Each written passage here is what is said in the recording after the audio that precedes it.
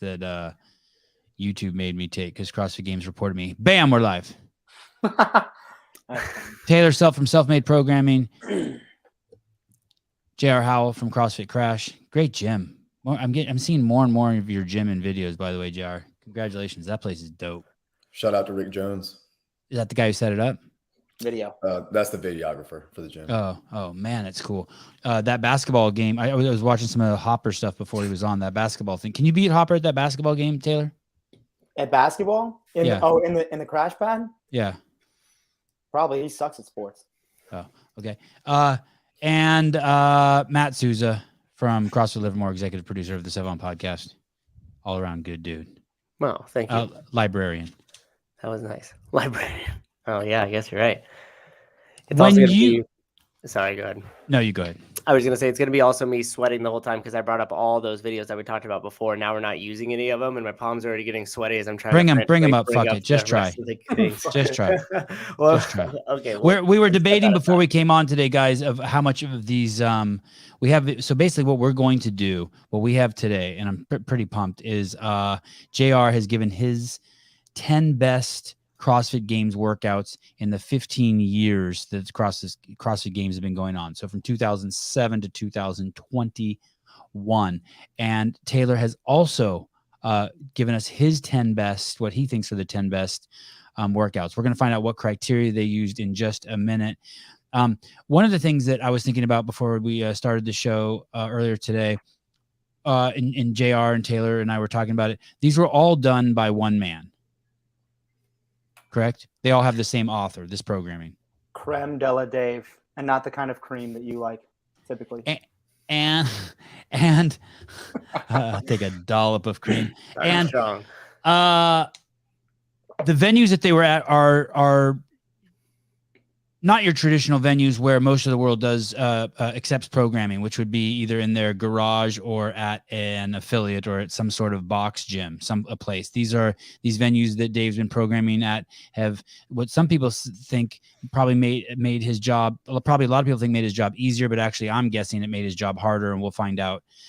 Because there were so many options, and there's such it would be so easy to get out of control.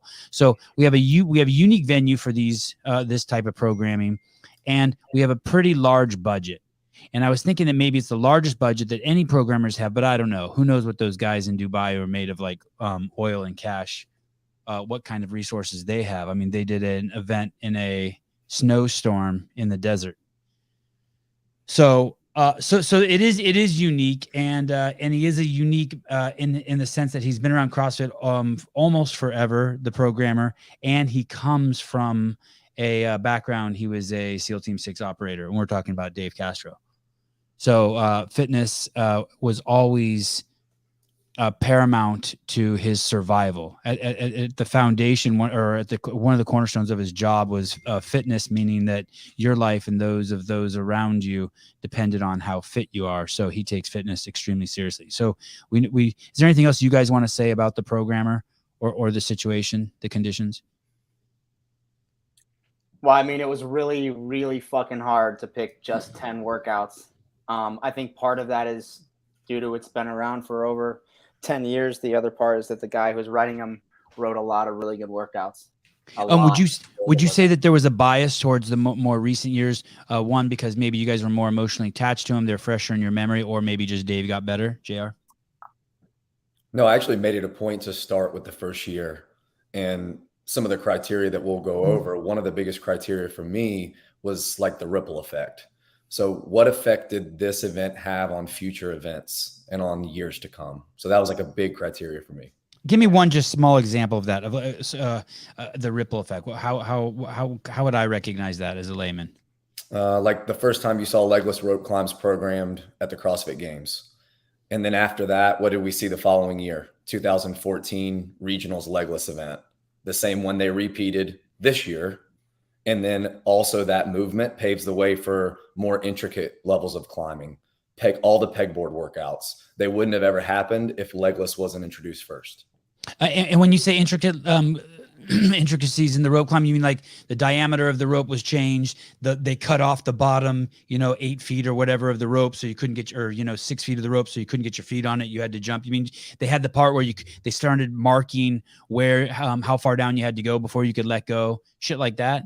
Right. Like they introduced the cut rope, Uh-huh. and then that showed up at regionals where you can climb halfway legless and then you can start using your legs. But all those iterations happened from the traditional rope climb.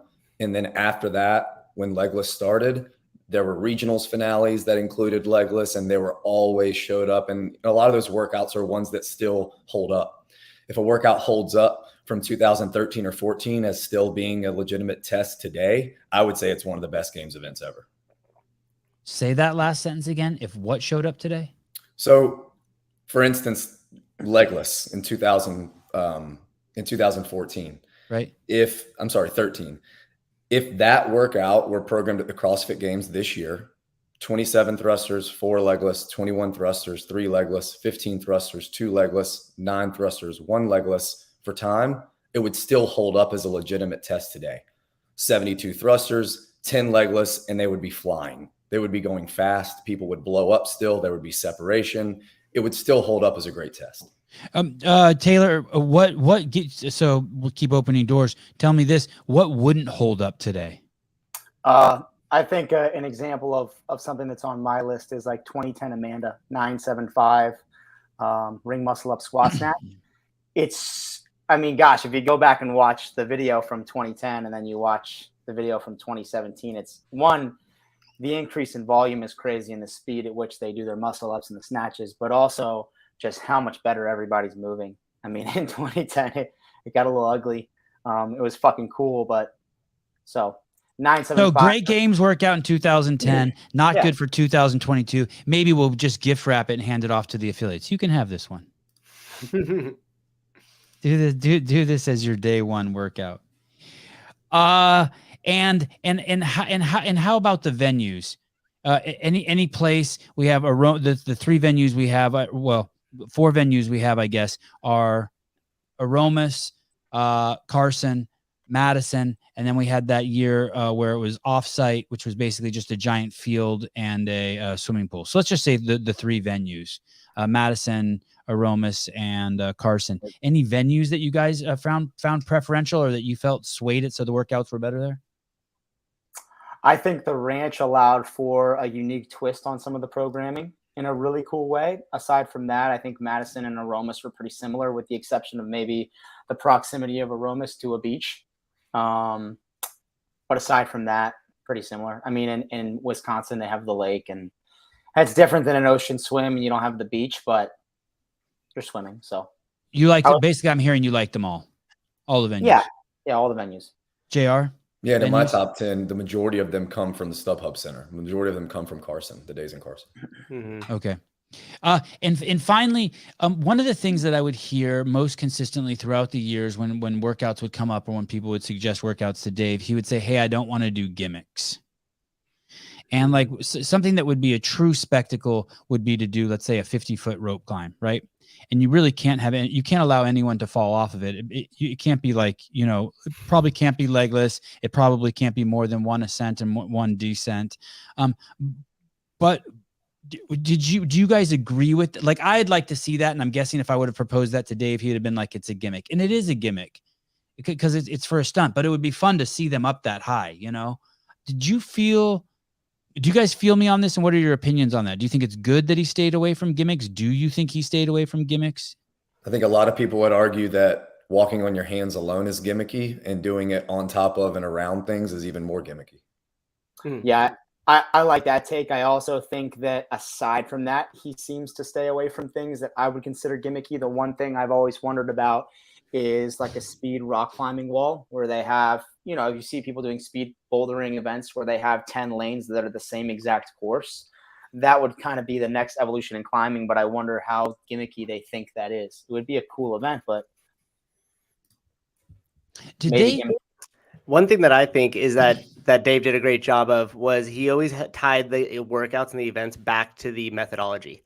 And so a lot of the times when you think it's new, he's actually reaching further back into main site workouts from early 2000s, where there are specific things in there that said, if you don't have access to a high enough ceiling for a rope, use a pegboard. There was also a lot of workouts. And I think there was even an article written by Glassman that said dumbbells are a more efficient tool for strength gaining. So then you go all the way back to the dumbbells when that one regional, when he took out the barbell completely. So a lot of his like new stuff is actually recycled old methodology. Yeah, and I think back to things like the softball toss and the med ball GHD toss for distance. And a lot of people said those were gimmicky. A lot of people said it wasn't fitness. A lot of people said, even more so than something like swimming, really benefited more so where you're from culturally and whether or not you ever threw anything. But if you really think back to grassroots methodology, what is in the pyramid? It is not weightlifting. It is weightlifting and throwing. It says that specifically. So Dave, maybe to a fault, tried to stay that true to its roots. I think the softball throw was a Glassman interjection along with the L-sit. If I recall correctly, I remember hearing from some show that Dave was on himself verbatim saying that Glassman made him do the throw, and he was a little nervous about it because he knew some athletes would make it look really fucking bad, and they managed to do that. A few might have. I remember that too. Actually, I do remember that being something he said too. JR, did you find are you saying that the handstand walk is gimmicky when it's up and over and around? And no, I love it. You love it. Okay. I think it's awesome. But okay. I think outsiders looking in, or maybe just casual viewers of the sport that only watch the CrossFit Games at the games level only, will see stuff like that and think it's just a parlor trick. Yeah, I think James Fitzgerald didn't like it. I think I remember filming him one year in Carson as a masters athlete, and he was pretty disappointed to see it. He didn't think it was a good test of fitness. I love handstand walking. The one thing I think like to a spectator standpoint that looks gimmicky is like that previous comment, the freestanding handstand push-ups from last year were a little visually not so appealing. It was super busy, a lot of lines. And is this the guy who won? Is this Spencer? Did Spencer win the softball throw? Yeah. Watching him, I think he look at that. What's he doing? Is that a pirouette? Was that ballet? No, it's called a crow hop. Yeah. If you watch him on the 2012 Pendleton obstacle course, I think he is probably the best athlete that's ever competed at the games. Just pure athlete, personally. Spencer. Yeah, I mean, you watch him throw that ball. I mean, he won that event. I think he won 2012 obstacle course at Pendleton. He just flew through that. It was fucking crazy watching that. Was Spencer a hard worker? I mean, could he push harder? I know his dad way better than I know him, and I would have a hard time believing he was not a hard worker. Well, yeah, he definitely comes from some good pedigree. I don't know anything about Spencer's training. I just wonder why. I mean, and he was a good games athlete. I'm just wondering why he didn't go further. If he was that great of an athlete, maybe if it just was. Taylor Stash is a gimmick. He had at least one top 10 year. I think in 2017 or 18 he went team, and then at that point he was having some kids. I have heard stories about him training at Appalachian State as he was on the baseball team, and him and his dad making him do like handstand push-ups in the bathroom because they wouldn't let him do it in the gym. So he would go into the bathroom for his workouts and do handstand push-ups. Damn. His dad's business card is him tackling. Who's that super famous running back who used to be on the Rams? Yeah, the Rams running back. I forget his name. The guy who wore glasses. Eric Dickerson? Yes. And he was fucking spearing him too. Yeah. His business card is him drilling Eric Dickerson in his Rams uniform. It's pretty gnarly. He was an 80s walk-on linebacker in the NFL, if that tells you anything about him. And his dad's on the L1 team. Is his dad a Flowmaster? No, he's not a Flowmaster, but he's a level 4 on the L1 team. And he owns CrossFit Charlotte. Wow. Okay. So the programming, what do you want to tell us about this before we dig into the programming? One more thing. So we've talked about where, we've talked about who. What is the goal? Has the goal always been the same for this programming? And what is that goal? I would say yes. The goal has always been to find the fittest on earth.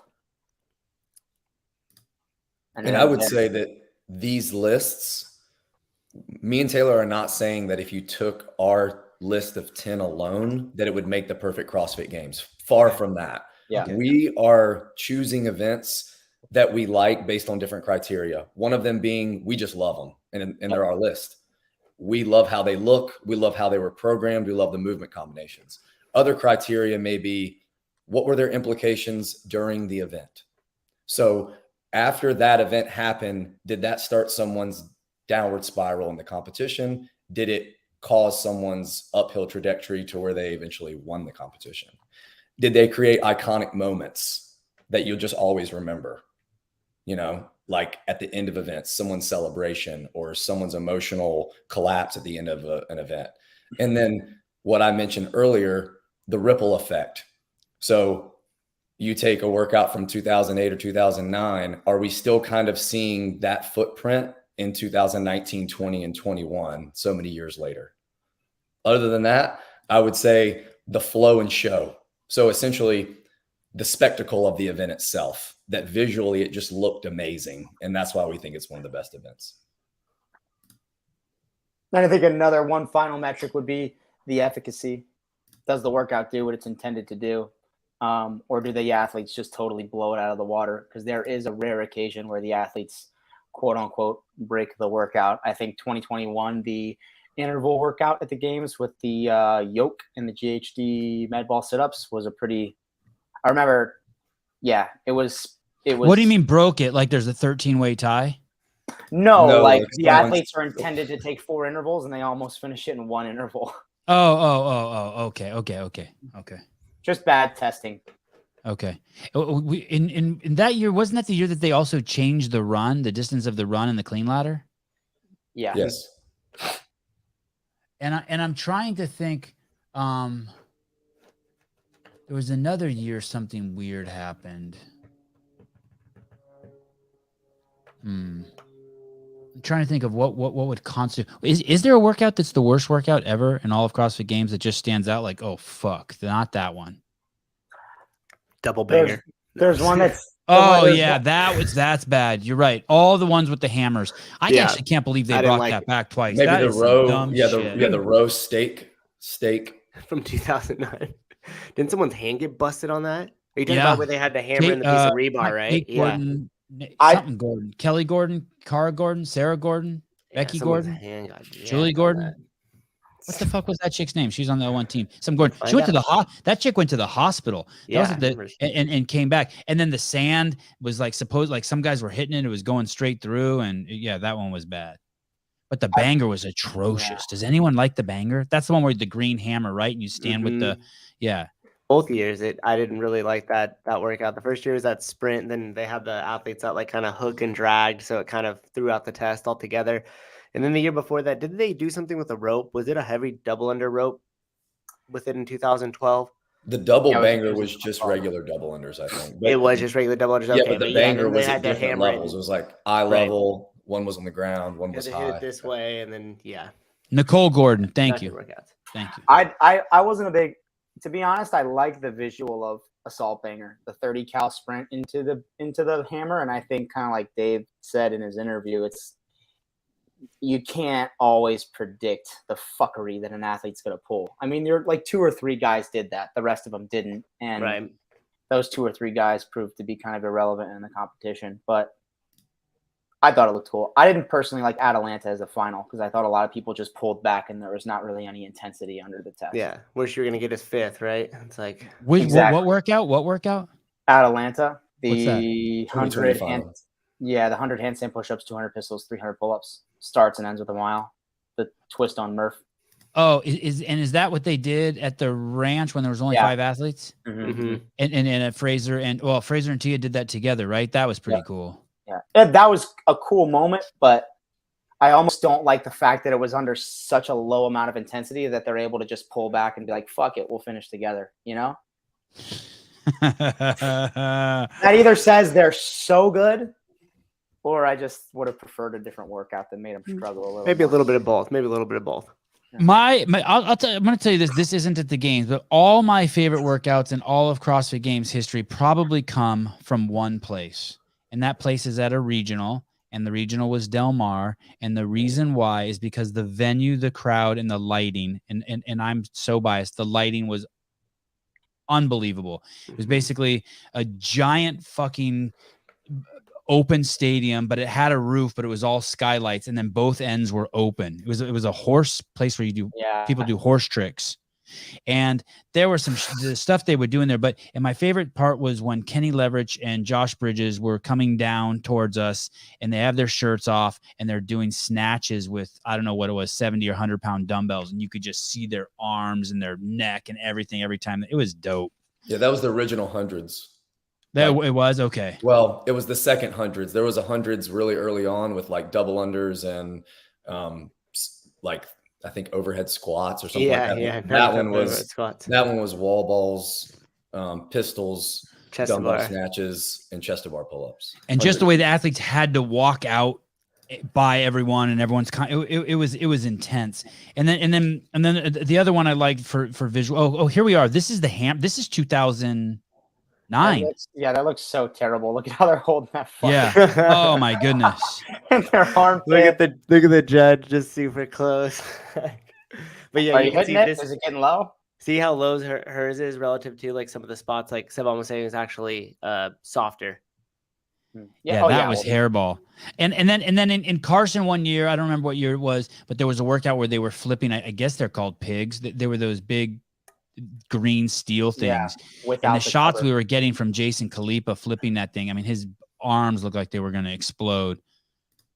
Those are the two that stand out for me, but for totally different reasons. I not for the programming, but just for the I guess just the spectacle. Okay, I have two lists here. We'll start with Taylor. Do you guys intersect at all? Were there any? You guys picked the. Yeah, when we both sent each other our rough drafts, I think we had 4 or 5 events that overlapped, and we made the unanimous decision to. We also had 5 or 6 honorable mentions. And so we were just like, all right, for an event that both of us have, I'll plug in one of my honorable mentions and vice versa, so that we weren't just talking about the same workout twice. Okay. Let's go through these. I'll keep us moving, but at any time you want to slow down and really hammer something out and talk about it, let me know. This is Taylor's list. The workout. Why don't we go backwards? We're going to start with 10. We're going to start with 10. And we're going to go JR's 10th or my 10th and JR's 10th, and then 9 and 9 and 8. And 8. Okay. I'm down with that. That sounds good. I'm trying to see if I have Okay. This is going to get a little squirrely here with the page. JR's 10 is the sandbag sprint from 2009. I was at the top of that hill, and that was brutal. I don't think anyone knew. Well, probably Dave knew, but none of us as spectators knew. I'll just throw this in there. The reason why I think this was the greatest event in CrossFit Games history, and I can't ever remember it being done ever again, is the fact that you could touch the athletes. What do I mean by that? It was like the fucking Tour de France. They had to run up between us. You could touch them. No one would have probably said anything to you. You could just be, it was so narrow and so steep. Yeah, right there. And there was a feeling here as they were running by you that I've never felt at any other event. And I have insane access. I've had insane access.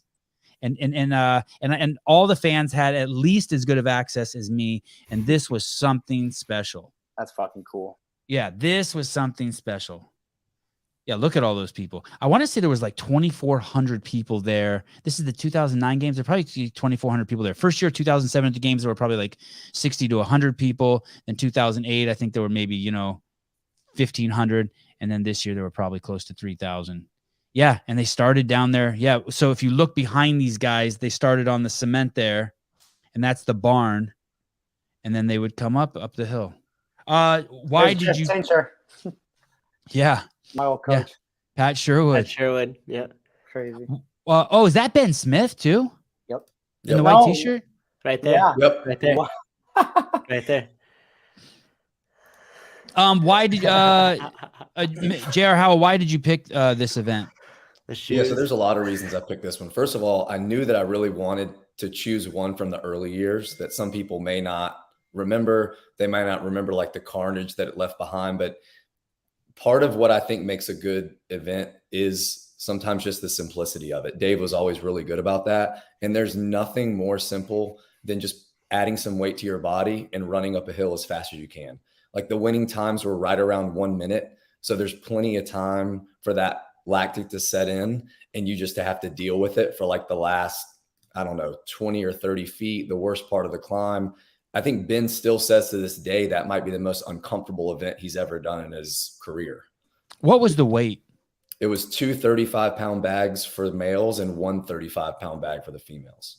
And do you think that was appropriate? Do you like that? Why not make it 1 70-pound bag for the men? Do you like it that it's 2 different bags they got to juggle? Yeah, I think it was cool because you saw people carrying them in different ways, which I thought was really cool too. It's just one small little instance of adaptability. And nowadays people would figure something out in the warm-up room and not let anyone else see it. But you were probably out there just watching like the rest of the spectators, and you saw someone do it in an effective way. And then as the heats went on, people got a little bit better at it.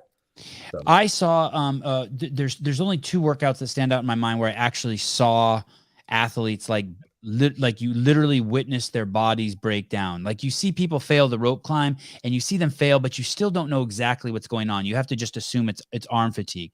But there's one time, I want to say it was at Freddie Camacho's gym, and I saw Jeremy Thiel and Jason Kalipa do 10 burpees, 10 thrusters at 135, 3 rounds, and they raced. And as they came to like their last 5 burpees each, something happened to their hips.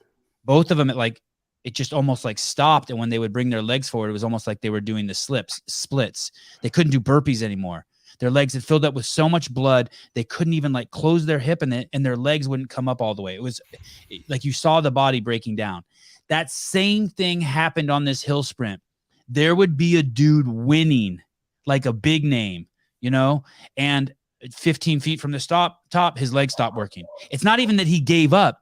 You literally saw his legs just stop working. Like he's like looking down at him, you're looking at him, and then Miko squeezes by, or Spieler goes in between 2 guys and bumps them. If you can find the spot, I think Spieler runs in between 2 giants whose legs just stop working. It was a trip. Not because they're breathing heavy, but there's actually some sort of muscular hey, it can't. It cannot. And what's weird is you don't normally get to see that like in a body weight type of movement, although they were carrying the bags. But when someone can't do a snatch anymore, it's because it's 185 and they got to take a rest. Yeah, this is so cool too, because body's breaking down. Because people Ben Bergeron, when he does his camp every year, they go to this famous hill that he runs, and he does like intervals of this type run with his. Is it a sand hill? It's a sand dune. It's like I can't remember the exact name. Someone in the comments will know. But they'll go out there and they'll go a quarter of the way up and then walk down, and then they'll go half the way up and then walk down. It's a lot of mental training, but it has to stem from this. I mean, Rogue built a hill in the outfield, and there's no one has an original idea.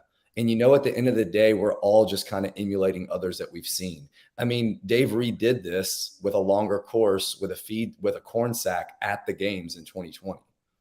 It's still where did they go? Where at the ranch? Right. Mm-hmm. Okay, I don't remember that.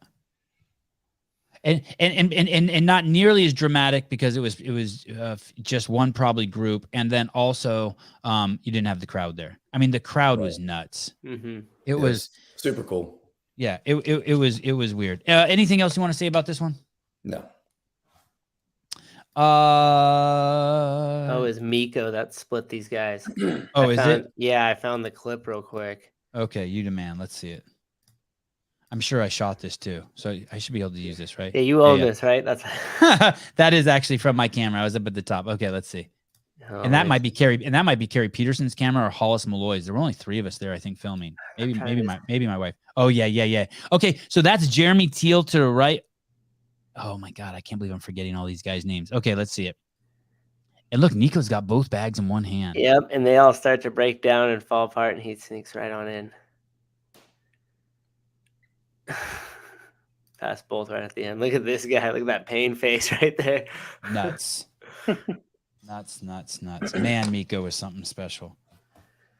And that was JR's number 10, and we will go to Taylor's number 10. Soccer Chipper 2015. Oh, and by the way, in the winner of this sandbag sprint, it says SS and AT, Annie Thorsdottir and Sveinborg Sveinbjorgsen. oh shit! So it was They're the guy both she came actually out from- with. which was really cool. They're both sitting next to each other, like kind of scoffing it off, like everyone else was being soft. And they were- Yeah. Yeah, those two were cut from a different cloth that year they showed up. Okay, and this one, the Soccer Chipper 2015, it's Taylor's number 10 on all-time best CrossFit Games events, and the winners were Elizabeth Akinwale and Ben Smith, superstars of the day. Yeah, By I the way, think did you guys watch Ben Smith's steroid thing? Video that he wow. just came out with? Oh, he just came out with it today. It's pretty good. That guy he does the podcast with is pretty good too. I don't know who that is. Do you know who it is? Mm-mm. I don't like him that much. No offense. Oh Yeah. no! He was great on today's show. I thought he Was was. On Yo, the he's so good. on the last couple shows, he was like when they did the programming show. He just never mind. Anyways, We'll Soccer rip him Chipper. up. We'll rip you up later, dude. But you were great today. You were great today. Soccer Chipper, 100-foot pig flip. The men used 560 pounds and the women used 395 pounds. My goodness. 4 legless rope climbs, and then a 100-foot handstand walk. What are these letters next to them? WGG. so that's just me designating. It's a triplet: weightlifting, gymnastics. Well, it's a chipper, but it's also consists of 3 movements. Interestingly enough, a lot of the workouts that I picked are triplets with a weightlifting and gymnastics and a monostructural modality paired. It's just classic CrossFit. I mean, I love this so much. It's the reintroduction of the pig after using it for the first time. And kind of the main thing to note is this is in 2015 where Dave says kind of behind the scenes, I think Matt just lost the games. I believe this is at that point in time where Matt blows up on the pig. Can't do the legless rope climbs, and Ben Smith wins. Mm-hmm. Is that in the behind the scenes? He says that. I think so. yeah, Yeah, I think so. that was the momentum shift right there. Damn, that was some good shit. The behind the Yeah. scenes. Man, if that could just come around again. But I'm it's just also saying. I mean, but the spectacle of this workout too, just watching them flip a pig 100 feet, go straight to the rope, 100 feet down again on the handstand walk, just really fucking cool.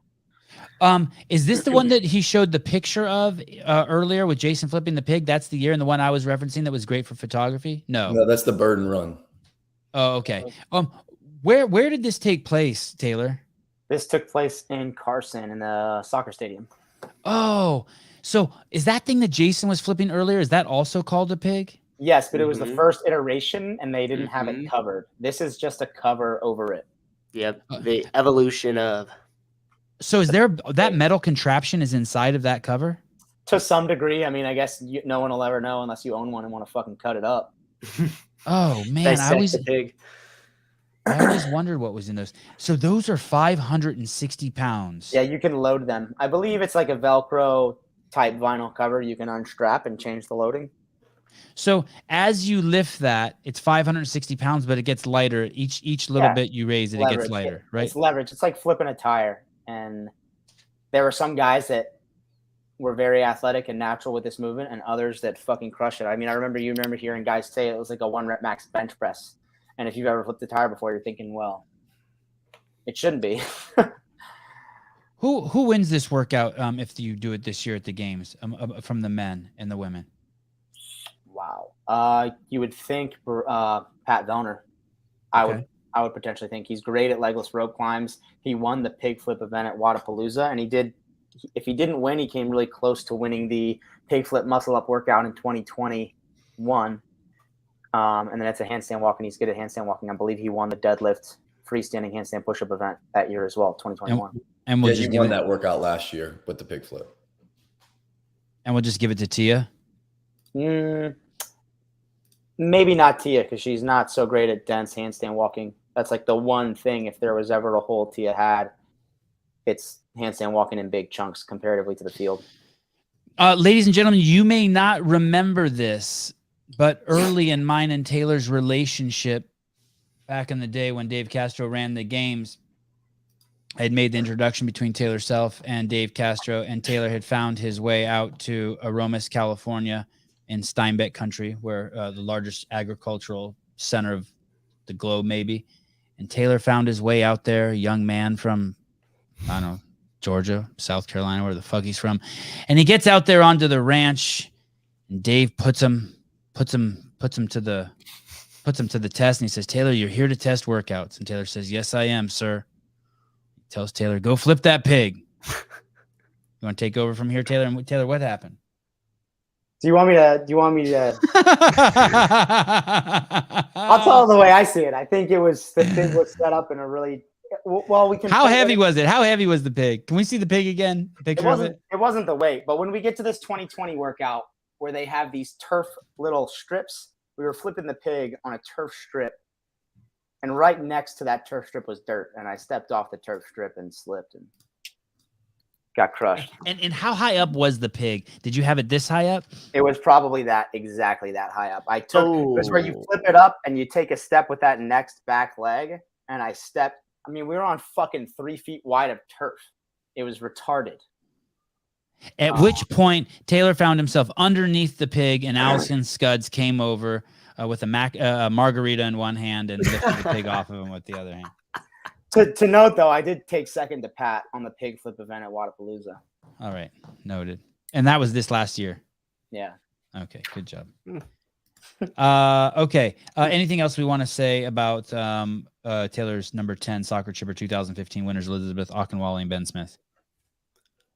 No surprise they won it. That means it was an event won or lost if you were strong, right? You had to have strength and you had to have the skill. Elizabeth Akinwale is an amazing handstand walker, and I think she's athletic enough to get through the pig and the legless. Mm-hmm. Workout number 9 on J.R. Howell's list, squat clean pyramid from 2016. The winners are Cara Webb, Alex Anderson, and Cara Webb.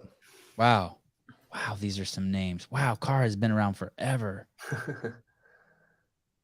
One of the Anderson brothers shot a dude. No. One of the Anderson brothers, did he shoot a dude? Something happened with one of the Anderson brothers. One of the Anderson brothers got in a gunfight. A guy tried to shoot him. I was just reading about it. It was 2 years ago. Was it Z.A. Anderson? I don't know, but he was at some. It was a NASCAR driver. A NASCAR driver shot at him. I think he was at a NASCAR driver's ex-wife's house. Oh, And shit. someone's gonna have to look it up. This sounds like some Kentucky shit right here. He was at some professional race car driver's ex-wife's house, and the ex-husband came over, and he's the professional race car driver, NASCAR driver. And when he entered the house, I think he pulled a gun on one of the Anderson brothers, and I think that he had to cap him. Drinking Mountain Dew Code Red and smoking Marlboros, probably. I think he capped him. I think he killed him. That's fucking crazy. I know, it is crazy. Do you see it? I want to make sure. Tell me about the JR. Tell me what I don't remember this squat clean pyramid. Can you what did it look like? Yeah, so the workout was ascending loads for time 10-8-6-4-2. And where was it? Tell me the venue. This was at Carson. In the tennis stadium? Correct. Okay.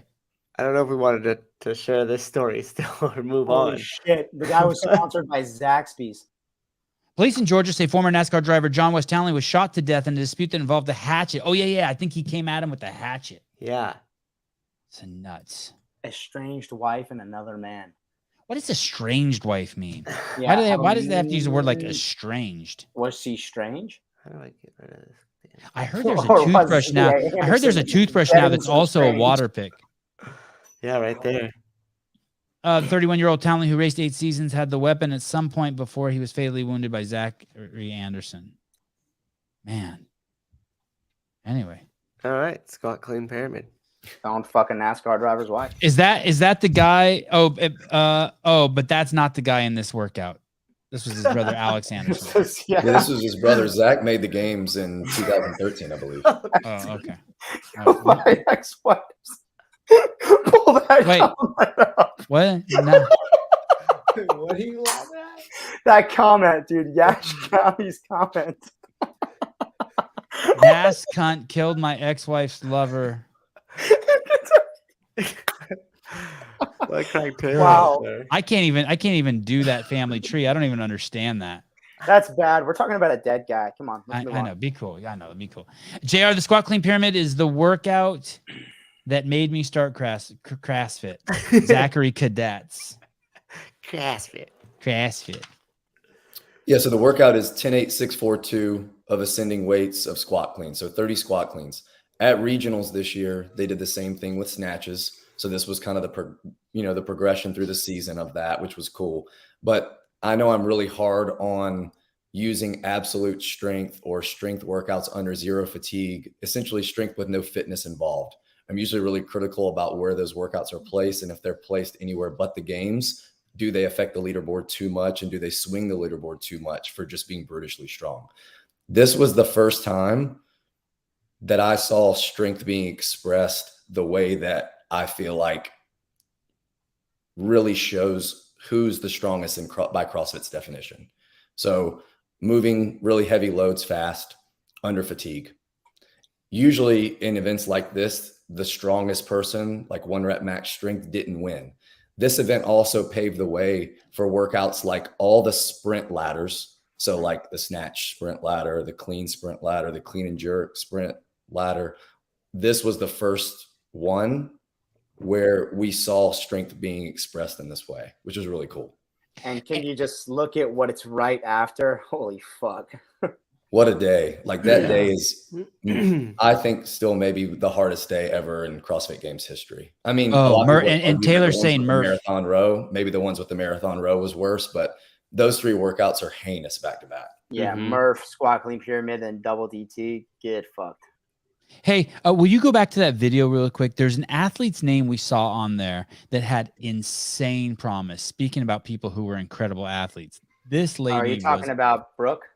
No, this lady was amazing. No, she was the Laurel. He's talking about Brooks. Nope. The girl that wore the sunglasses in the jean shorts, right? Nope. It was go back. She was in 5th place for a second, wherever you were. Tanela Reed. Tanela Reed Burline. Well, she did well in 2017 too. She could have been like the Laura Horvath of her day. I mean, what happened to her? She was getting good. She did awesome the next year because she won the sprint O course, and she did really well the following year. Yeah, she was a real athlete. When I think I interviewed her once, and she said she grew up in a tree, basically. I think that's her, and I think maybe she had like 6 brothers or some story like that. 6 brothers and her, and she lived in a tree. I mean, by a tree, I mean she just played in a tree her whole life. I bet you she got pregnant. That's what I'm gonna be. Let's just go with that. I think she did start a family. That's what happens to girls. That's what happens to them. They get pregnant. Okay. It's not my fault, but it does happen. Anything you want to say about this workout, Taylor? You like it? One more thing before you go, Taylor. When you talk about the evolution and you're saying this is the first time, I liked all that. This is the first time we saw kind of heavy lifting expressed quickly, and it wasn't the strongest person who won, as opposed to kind of parsing it out in the 2008 or 9 games. We saw them do that long run, and then we saw a deadlift ladder where whoever finished last went first, and that was kind of like the poor man's attempt at what more this was. This was a more super high skilled version of that, right? All the pieces that finally come together. But wouldn't you say that's the distant cousin of that, JR? Am I understanding what you're saying? No, yeah, actually love that parallel. They're vastly different tests, and then they redid that one at the games when they took them back. Where they did a longer trail run and they did a heavier deadlift ladder. The only thing I would say about that one is, I think that one probably, to an extent, still just kind of favors the most enduring and then also the most strong. And right. It's not really giving value to the person that's well-rounded at both. I agree. It's kind of the distance cousin of it, because you kind of tried to fatigue them with the run, but at the end of the day, they all get a pretty enough rest, and the strongest guy still wins that event. I mean, it's a strong parallel, though, because you have, at least in 2016, last place on the run got first place on the deadlift. So if you're thinking most of the field follows that trend, then the person that's right in the middle is getting the best. Well, I guess not. 100 points. So wouldn't you for say men's and though, 100 like that year, I think Sam took Stancer. last dancer, Yep. And then but he first. took last knowing he could still win. So if it really held up, wouldn't you think that it would hurt that person, or does that just mean they're that much of a specialist? No, you're right. I think you're right too. And that year, I don't remember who. I forget the guy's name. He's a black guy. He was last on the run, and he cleared the whole fucking thing. And no one thought anyone would do it, and he went all the way to 500 pounds. In 2009. Yeah, in 2009. Can't remember his name. I only made fucking a half dozen videos on him. God, my memory's waning. Okay. Number 9 from anything else we want to say about this? Number 9 from Taylor Self, 2007. Reload. How old were you there? This was How old were you, Taylor? in 2007. I was 12. When Taylor was 12 years old, there was a workout at the ranch, the very first CrossFit Games. Taylor has that as number 9 on his list. This is And it's called 2020. Reload. Take on Hopper style CrossFit WOD. Well, you Oh, you got it wrong. This is 2007 Reload is the name of the event, and it's the 2020 version of the 2007 workout. okay. Right. My bad. So Yeah, I was gonna say, and the winners were Tia Toomey and Matt Fraser. yeah, you caught yourself. I should have put 2020 in parentheses, but this workout then was 5 rounds for time of chest to bar pull-ups and 135 shoulder to overheads, or pull-ups and 135 shoulder to overheads, but the same exact format. And so this is kind of what me and JR were talking about at the beginning of the show, where You forgot the row though. There's a buy-in on the row, right? 1500 meter row buy-in. Okay. And then 5 rounds of this workout, 10 bar muscle ups, 7 shoulder to overhead, 235 for the guys, 145 for the ladies. And it's a great evolution of that first day workout from 2007, which they titled Hopper Style CrossFit WOD. I think they actually pulled that from the Hopper, and this was one of 3 workouts. And what was the original workout? The original workout was a 1500 meter row, pull-ups, and 135 shoulder to overheads. For the men. Yes, and 95 for the ladies. So they added 100 pounds for the men. And made them bar muscle ups. Did anyone do this? Did anyone do this workout unbroken? Matt and Tia both came close to unbroken and failed, both of them, their last shoulder to overhead on the last round, and had to reclean it and then jerk it. That's right.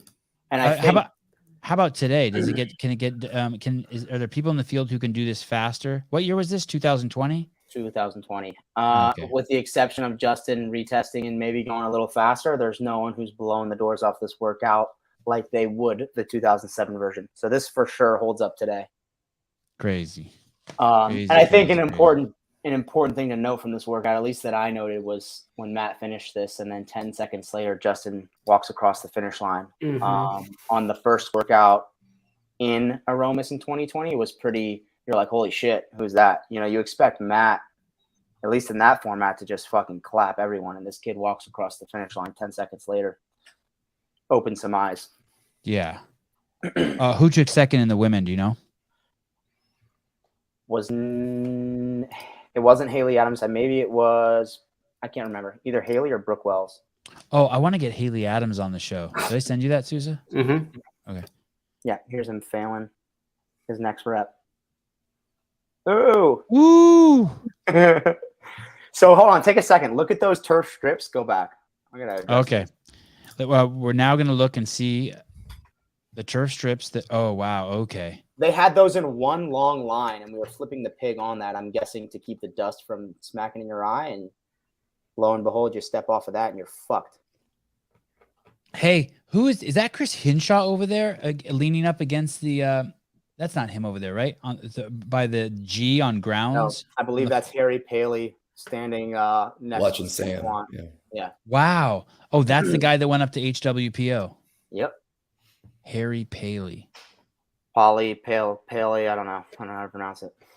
Harry Paley. He's a good dude. When I went in and did the thing with Ben a while back, he got stuck driving me everywhere because I was the only person that didn't have a car from out of state. Oh, that is cool. Yeah, he's a good dude. Drove me around, took me to Whole Foods. We had some lunches together. It's cool. Can we have him on the podcast? Yeah, I already have his number. Perfect. Wait till he's asleep and then text him. Yeah.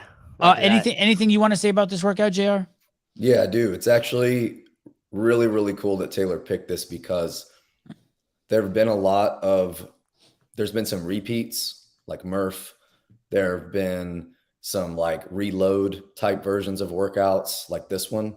This is the only one that's been done 3 times. The original version of this workout was repeated in 2013, just so people could see how much faster everyone would go. And then Oh. Dave liked the combo so much that he reloaded it for a 3rd time, which I think is awesome because it's never happened before with any other event. I love it. We're happy that it's bar muscle ups and not ring muscle ups. Mm-hmm. Yeah, they were on the bar for the previous 2. So Yeah, and I do want to point out something really small. Me and Taylor talk about this all the time. A lot of people. Oh, I thought you were gonna say something else. Sorry. Go ahead. I was waiting. It's okay. Go ahead. Sorry. I was distracted for a second. Go ahead.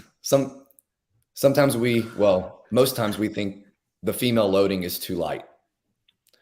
And we point it out all the time in workouts, how females tend to go faster with a 35-pound dumbbell versus a 100-pound dumbbell, or 95 pounds versus 135.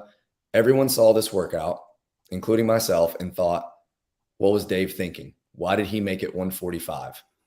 But that just shows how much Dave is obsessed with his craft and how much he tested this workout. Because when you look at what happened to Tia at 145, the exact same thing that happened to Matt. They both failed their last jerk. It was almost like it was nuts. So everyone was thinking that the females would just go faster, and that wasn't the case. He knew to make the weight a little bit lighter.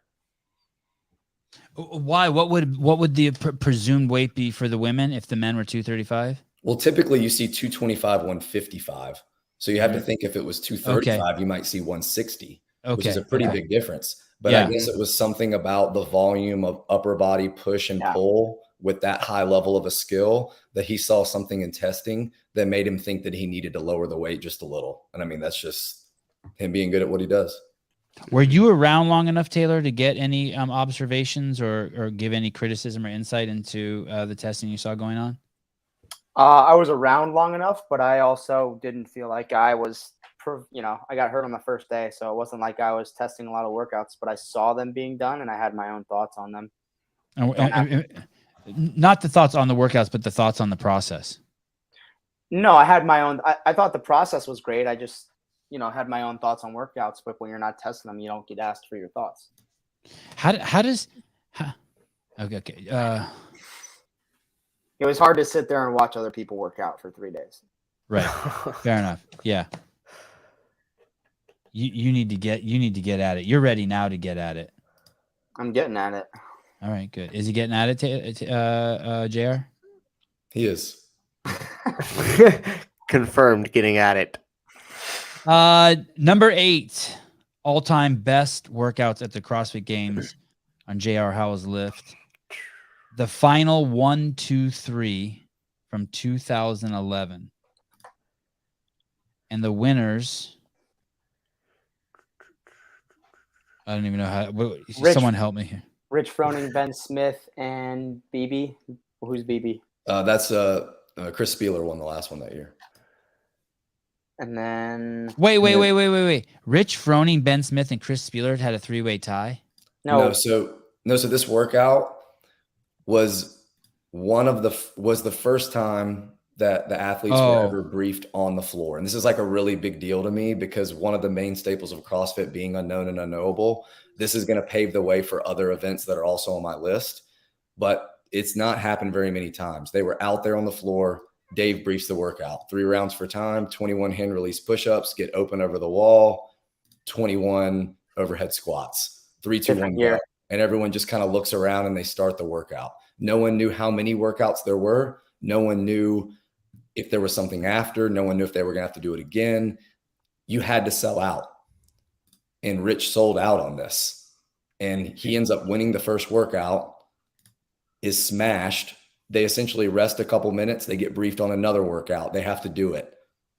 They get briefed. They have to do the last workout, which has the rope climb, the infamous rope climb, which kind of paved the way to the rest of his career. So I just think when you look at the unknown and unknowable element, it hasn't happened very many times. In 2014, they were sequestered They didn't know what the workout was. They came out. It was the thick and quick with the double grace afterwards. This year, same thing. They didn't know what was coming. And then one more time when they did Chaos in 2018, they didn't know the event until they did the event. And I just think that in history, I mean, if Dave doesn't write the workout this way, does Rich win the games that year? For sure. And then the rest of his career may not even pan out this way. So the ripple effect of this workout is crazy. Not only on Rich's career, but on how events are done moving forward. Yeah, because one would argue that Dave couldn't do something like this as the sport grew, that you couldn't just tell the TV people, well, what's going to happen is you're going to cut to me and I'm going to tell them what to do. And then 3, 2, 1, go, they're going to start. Like you would think that this kind of event wouldn't be possible in 2019 or 2020. Let me just let people get caught up here for a second. Is this BB Chris Spieler? Yeah, it's just a typo. Oh, okay. Okay. I sent another list with full names. I guess you didn't see that one. Oh, okay. I didn't see that one. Sorry. Okay. So the JR's was, how many points was that worth? Was that worth 300 points? Yeah, they gave 100 for each one. Taylor, you're going to let him get away with calling this one? He does it too. I have Okay. two. I have two All right, that have all two right, all scores. right. This is the 2011 games. This was the year JR is referring to that Rich Froning was looked like he was going to win the CrossFit Games, and in that third, the final event was 3 workouts, and in that third workout there was a rope climb, and we all saw Rich fall from the top of the rope, and I think he hurt himself, maybe even broke his ankle. Something bad happened to him. Yeah, and that's 2010, Sevon. 2010. Oh, It's is that a 2010. type? It's probably a typo on my part. It's 2010 because okay. he wins 11, 12, 13, 14. Okay, and Graham Holmberg ends up winning the CrossFit Games. Yep. And that sucks to say it like that because Graham Holmberg did win the CrossFit Games, but I say go on to win the CrossFit Games because people remember his victory as being Rich. And then the next year, I want to say Rich came out and completely dominated the rope climb. Yep, there was a rope climb, clean and jerk workout, and he destroyed it. Mm-hmm. And look at that. The stands aren't even full. Nope. Final day too, right in front. Plenty of room. Crazy. Mm-hmm. If you would have asked me were the stands always full, I would say, yeah. I mean, it was nuts in there. Do you remember the year people got like trampled running there? They opened the door and like, I think they went to And they- assigned seating after that, didn't they? Because people would yeah, show they, up. ne- and yeah, they affiliates would never just allowed that block again. out. Yeah, it was crazy. You could just go up and lay stuff down, and those were your seats. Like it didn't matter. And who were the women who won this event? 1, 2, 3. Kristen Clever, and then Annie. Wow. So we start to see her rise, and then she wins the next year. Wow. Cool. Is that did Kristen Clever win the games that year? Yes. She was in my house, Like last weekend. yeah, with her girlfriend a couple days ago, watching Mhm. the UFC fights. They brought a bottle of tequila. It was crazy. Nice. Yeah. I wasn't hungover, but a lot of people were. I only had three glasses. You know what's crazy about that event too is I remember, and I think it was in a behind the scenes thing maybe, where they did the temperature on the blacktop and it was like 120 something degrees, and you could see in the videos there's a couple of athletes trying to get close to the wall to do their push-ups because it was burning their hands. More information from the behind the scenes, and I believe the temperature was 131, and the guy used a temperature gun. Yep, that's right. You filmed it. The good old days. An incredible venue. One of the interesting things about this venue is I know there was talk. Dave said that at some point he would like to go back there. I wonder now that he's not in charge of the CrossFit Games if they ever will go back there. I've also heard Dave say that he really wanted to do 20 games and call it. And Wow. so yeah, it's interesting. Okay. Texting a friend. I'm doing a podcast. Can you guys hear when my phone rings? Do you hear that? It goes bring. Yep. Sometimes you hear the ding. Okay. Cool. All right. Anything you want to say about this? Do you approve of this choice, Taylor? I love it. In fact, not the next, but the one after that on my list is a similar take on this event. Anything else you want to say before we move on to Taylor's number 8? Good. Taylor's number 8. Taylor Self's number 8. Okay, here it is. Ranch Mini Chipper, 2016. Annie Thor's daughter, Brent Fikowski. Is that Brent's rookie year? 2016, I think, was his rookie year. Yes. Wow. Why are we shaking your head, JR? I was just thinking about the hill sprint and how Oh. Again. how it comes up again. This is Ranch Mini Chipper 2016. Where did this take place? What was the venue? Aromas, the ranch. Oh, this is the year they flew back. Yep. So This was the third workout. event. They did the trail run again, the deadlift ladder again, and then this was their last workout of that day. Nasty. They took a jet from Carson Yep. to Aromas and in the morning, and then flew back that night. There were no spectators there. What do you like about this? Why do you pick this as number 8? This is actually the first CrossFit workout I ever saw. I believe that this was aired on CBS, and I remember turning the TV on and watching these guys do this and think, holy fuck, that's crazy. So that's one reason. The other reason is, again, just an amazing triplet of weightlifting, gymnastics with the GHD sit-up, but also involving the 30-pound med ball sit-up and then taking the med ball with you up that hill after 50 wall balls and 30 GHDs is just gnarly. And the spectacle of it on TV, watching this workout, was super cool. Any surprise that it was Annie and Brent who won it? No surprise at all. What place did Annie take that year? Do we know? No. Brent Fikowski, do we know what place he took? Stand by. Oh, what do you think about this? You like this pick, JR? Yeah, I love it, man. It's kind of it's how many years later that Annie wins that sandbag hill sprint and then wins a workout with a weighted hill run, which is super cool. Just kind of shows you people are good at certain things, and no matter how much you train them or don't train them, they're still going to be good at them. Oh, and that's eight or nine. That's 9 years, 8 or 9 years after. So cool. And I think this is the first time the heavy wall ball was ever introduced, which was kind of cool to see in CrossFit Games competition. What was the wall ball weight? 30? 30 for guys, 20 for ladies. And the first and last time they've done a med ball GHD sit-up with that weight, which may be due time for them to bring that back. A med ball sit-up is a little bit different when you're throwing the 30 around as a guy. And those were 30 pounds also? Oh, yeah. You took the same medicine ball throughout the whole workout. So you did 50 wall balls with it. You took it to your GHD. You did 25 GHD sit-ups with the 30-pounder as a guy, 20-pounder as a lady. And then you took your medicine ball with you up the hill. Wow. Oh, Fraser was there. Okay. Yeah. Brent got fourth that year. In his rookie year. Crazy. Yeah, and won that workout, the third workout. And won maybe two more. I think he won the D ball. 100% was the name of the workout. It was like box jump over and D ball. I think he may have won one more. I think he won 3 that year. 100%. Cole Sager And the rope chipper. Scroll down. Let me look at 6th place. Scott. Wow. So we would have had Scott this year if he wouldn't have hurt himself, probably. We have Bjorgvin, Carl Goodmanson. We have Brent Fikowski. We have Cole Sager. We don't have Matt Fraser. We do have Patrick Vellner.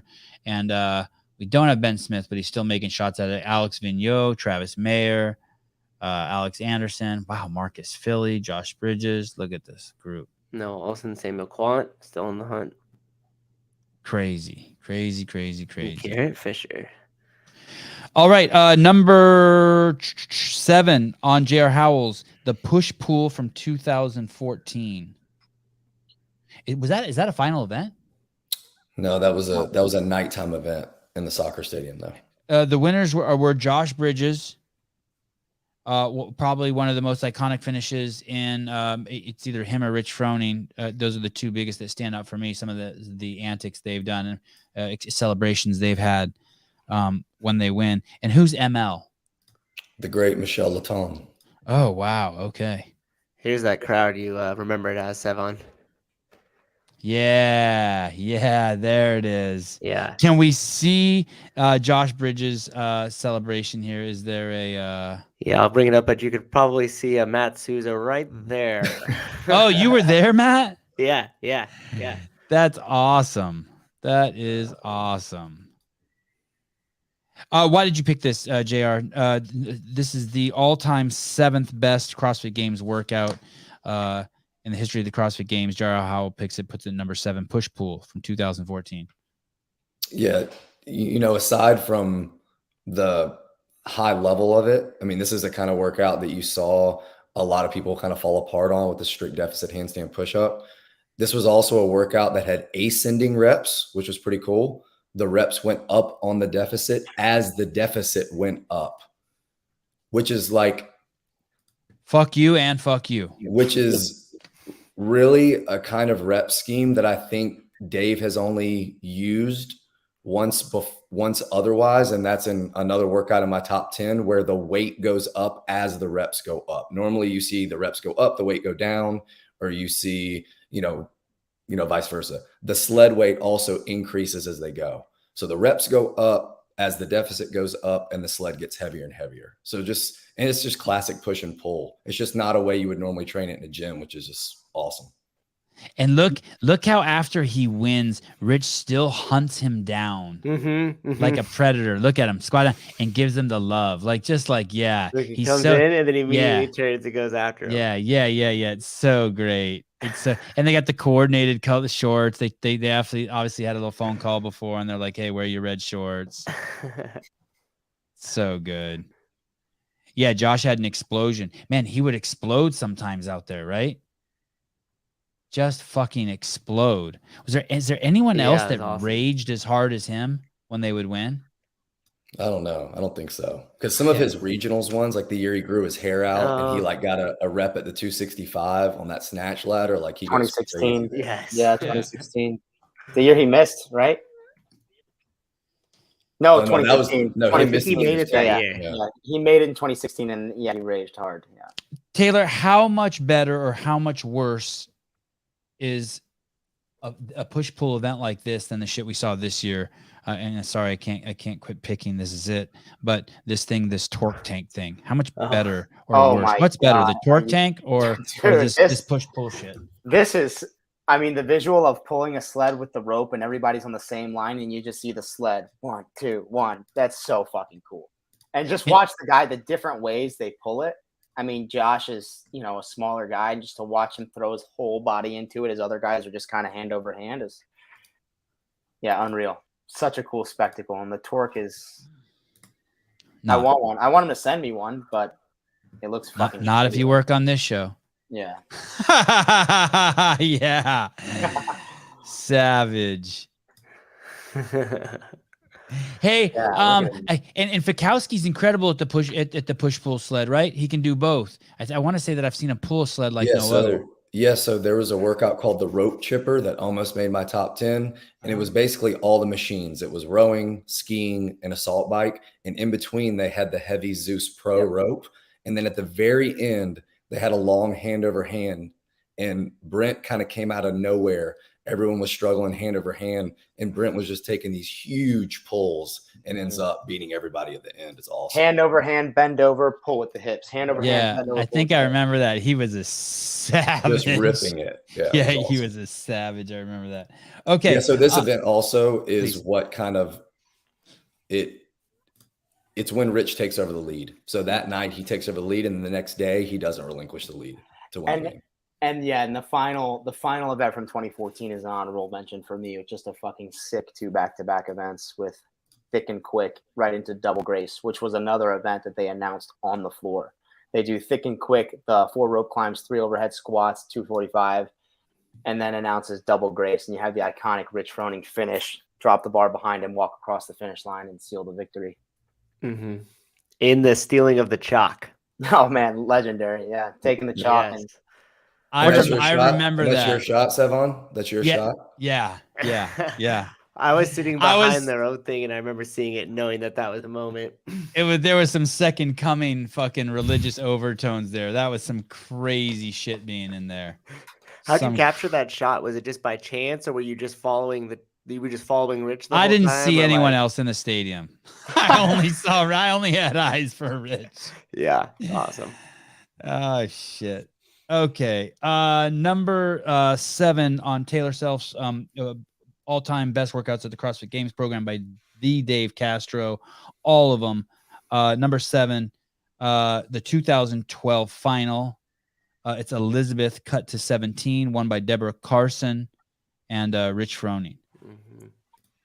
Then Isabel cut to 12, and then Fran, which is kind of that similar to the 2011 final style where they finished with the 3 back-to-back events, and just so fucking cool that they do one girl, then another girl, then another girl. Oh, I see. I read it wrong. Okay. So it went from Elizabeth, and then they cut some of the losers. Then it went to Isabel. Then they cut some of the losers, and then it went to Fran. And this is the final workout in the tennis stadium at night on Sunday? Okay. And then the crazy thing about that is they're doing this event, and all the other competitors are in another spot in the middle of the StubHub Center, just kind of, or in the middle of the tennis stadium, just off to the side, watching this heat go. Then the next heat goes, and they're all just kind of watching.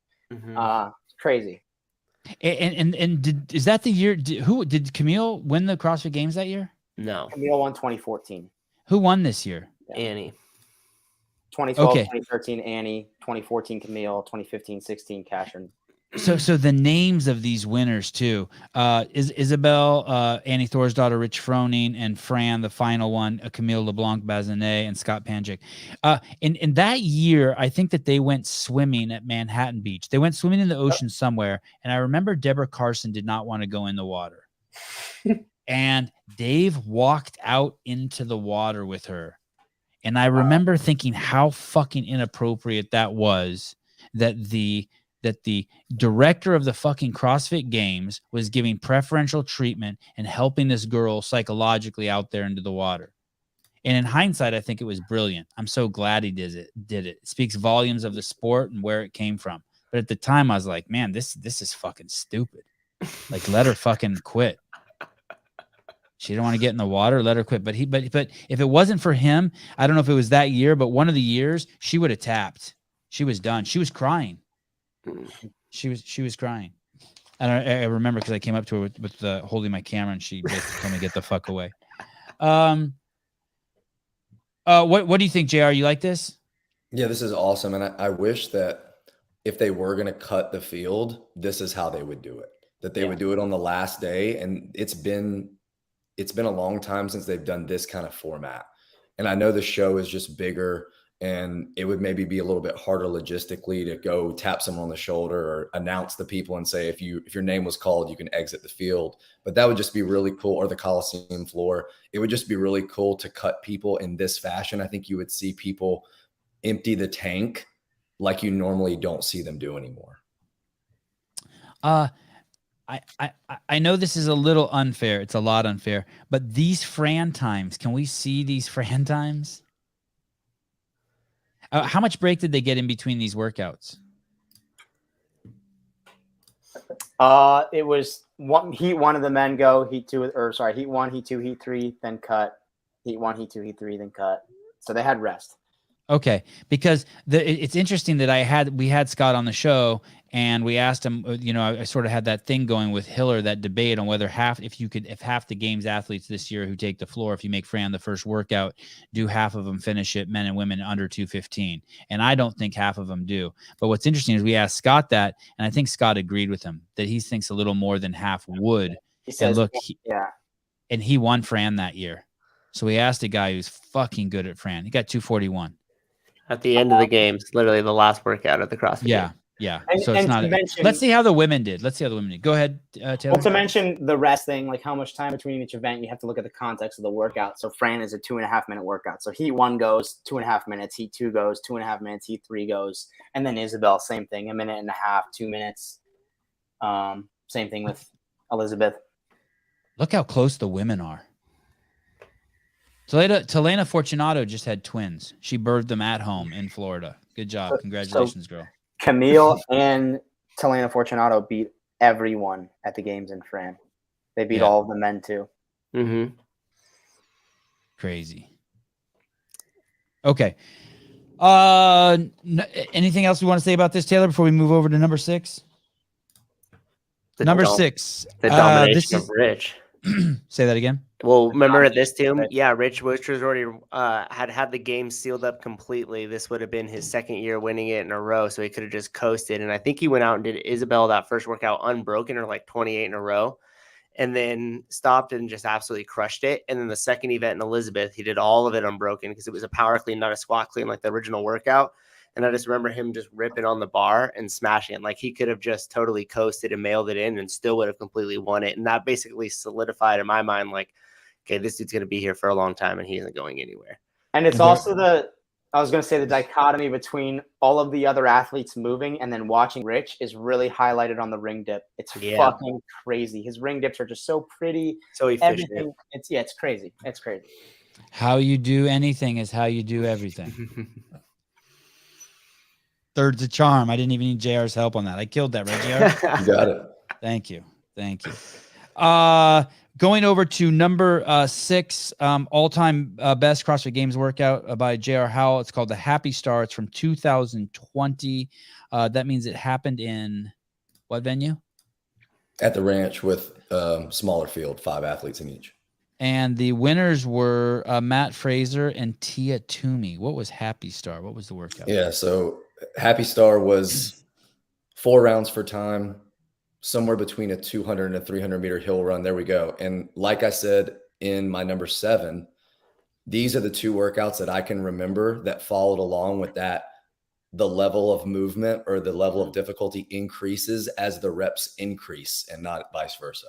So they do 5 burpees, essentially a burpee get over. They had a little beam that they put up on the rig, and it was a burpee when they get to use their hands to put it on the rig to get over. So it was a burpee get over at like 30 inches. A log. Had thrusters at various weights, and the weight went up every single round, and the reps went up every round. And every time they went on a run, like one round they would run to the right up the hill around the pylon, then they would run straight, then they would run to the left a little more, then they would run to the left hard, and ended up making a star. And I just thought it was like, this is super classic CrossFit, but this ascending rep scheme with the heavier loading at the end is like awesome. Go ahead. I was gonna say, me and Jason did a workout together this past year that was just like this, but instead of the burpees over the wall, it was burpee bar muscle ups. Pretty nasty. And what's the same workout? Yeah. What's interesting about these workouts at the ranch, as I recall, when they would do these runs, is everyone didn't take the same path.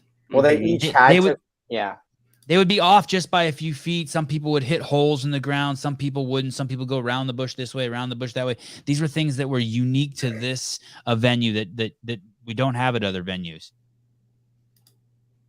That type of creativity is not even opened up. I've never even seen an event where you would, during the different rounds, you would run to different points. Yeah, it could probably only be done with that small of a field too, if you think about it. Because if you doubled that up or even tripled the field up, it might get so chaotic as people all get offset that you would have a little bit of people running into each other. But with 5 athletes, you can see right here that even as they're kind of taking different lanes, there's still plenty of room and space. So it's kind of unique to that many people too, which is cool.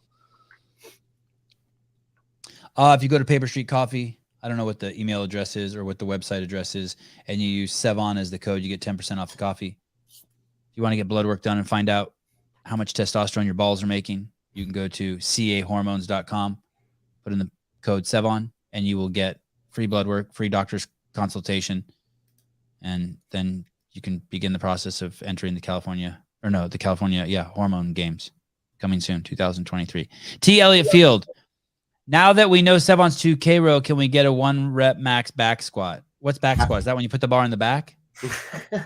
95. Yeah. Fuck. I feel like I have to do it. He paid me $20 and it's a picture of a hammerhead shark. Maybe I have to start an OnlyFans page where people pay me like to do max lifts and shit. Now we're talking. Dude, you did that 2K row barefoot. Do you know how many people would have paid for that? What do you mean? Fetishes? Oh, the toes. Oh, yeah. Good point. Just get a good camera angle on it. Okay. Anything else we want to say about this event, the Happy Star? No, I would just say this is like simple and elegant. This is one of those workouts that's probably the least sexy on either of our lists, but it's just really, really super classic CrossFit. And you see the 2 best that have probably ever done it, finishing first on it and it not being close. I distinctly remember this one on like the 3rd load. They're both just doing whatever they need to do to make sure they stay ahead and then, finishing it at the end. And the distinguishing quality between this and the one you said before also is that the everything was getting harder, more reps, more weight. More reps, heavier weight, more burpees. And the implications of that is not only are you tired and it requires maybe a different kind of pacing, but it's a complete and total head fuck. Yeah, And- very, very mental. And Matt and T are the only one in that workout where you watch them and they're pushing the pace on the run. They're increasing their pace on the run as the workout goes and gets harder, and it's just domination. Number 6 from Taylor Self, all-time best CrossFit Games workouts 2020 swim and stuff. He has on number 6 swim and stuff. Swim, the letter N, stuff. Swim and stuff 2020. Sam Quant Tiatumi. Why did Sam Quant win this? I mean, when you watch the event, I think Sam Quant won the event because he had the biggest balls on the air bike. Okay. At least when you watch them all on the assault bike, he is fucking crushing it. And he falls off a bit as the workout goes, but the first couple of rounds where he went so hard and made so much time on the bike, he just Matt wasn't able to kind of reel that back in. What is a slam ball? I know what a slam ball is in an affiliate, and I know what a slam ball is in my garage, but what's a slam ball at the CrossFit Games? Same exact things, just with the 60-pounder. But do you have to catch it? No, you don't have to catch it at the bottom. A lot of guys were going touch and go, where they just touch the full. It's kind of like a ground to overhead with the D ball. There's no standard for how fast you push the ball down. The standard is that you reach extension overhead and the ball touches the floor at the bottom of the rep. So it's essentially a ground to overhead with the ball, which I fucking love. It's like a burpee pull-up or a clean and jerk. It's a movement that has such, the length, the line of action. The ball starts on the ground, it finishes overhead. It takes your whole fucking body to do it, and it hurts. They're awesome. I don't remember what year it was, but it was 2008 or 2009, and CrossFit was doing a demo of a gymnastics certification, and Adrian Bosman was there, and Allison Bishop was there, I believe, and a variety of other people that names you might know. And so this was a free gymnastics cert, and a bunch of people who worked at CrossFit HQ went to go take it just to see if hey, do we want to bring this gymnastics cert on board? And I had just ordered a 40-pound slam ball. And at the time, people didn't use heavy slam balls like that, really. All the slam balls were like 20 pounds, 16 pounds, 30 pounds. And I brought this 40-pound slam ball there. And at the break, I brought it out. And we all fucking just had at it. You know what I mean? For 30 minutes, slam balls. And I think there were some stairs there. We did some stair sprints and stuff. And I remember I got in trouble. I think I got a call from either Dave or Nicole, who was in charge of the seminars at the time, and told me I was never allowed to do that again, organize workouts at the break or do stupid shit like bring a 40-pound slam ball to the I fucking love that. because we were crushed. We were fucking absolutely crushed. That's one of the movements right now that I can do under infinite intensity, and I've been doing a lot of them. Slam balls, yeah. Oh, yeah. Why? It's easy on your knee? It's a hinging motion. It's a light object. Like I'm doing it with a 50 for the most part. So it's, the total load on your body is 50 pounds. It's really light. And it's just so total body. It's great. But it is, but it's just is it eccentric and not concentric, right? No, it's concentric and not eccentric. Right. Sorry. So it's just concentric and not eccentric. But you pair it with the ski erg, and then you have a concentric and the eccentric. All right, fine. You win. Yeah, and this is the really cool thing about that movement.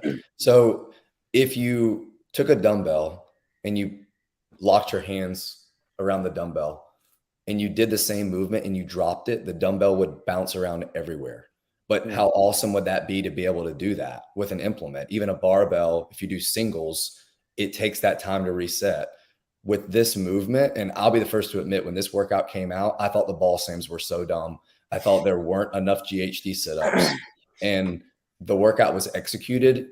And what was so cool about it was on the front, on the first and third rounds, no one could hold on to the ball because they were wet. Mm-hmm. But then you went in reverse order on 2 and 4. So you started with the ball. By that time, they were dried off, and you saw people going touch and go. So the movement really is pretty versatile. And everyone says from the games that year that workout put them in the most discomfort, that one hurt the most of all of them. And this is why I love it so much. They finally introduce a machine combined with the swim. And I think a lot of people are so good at taking a nice easy trot, jumping in the water and swimming, or the 2010 games when they did the bar muscle up pool, a couple muscle ups, a 50-meter swim, not that much discomfort. when you take an assault bike and you think of what that does to your body, and then you put people who are not that comfortable in the water where you have to hold your breath after sprinting on the assault bike. Yeah. Oh my God. I fucking love this workout. It just screams. If you're not really comfortable in the water, this is a bunch of fuck you up so much. I think this was the last year I did any filming for the CrossFit Games, because I remember I was there when they wasn't at the games that year. I was probably fired. I wasn't allowed to go or something. But I filmed the demo for this, and I remember it was Allison Scuds, and then two other CrossFitters.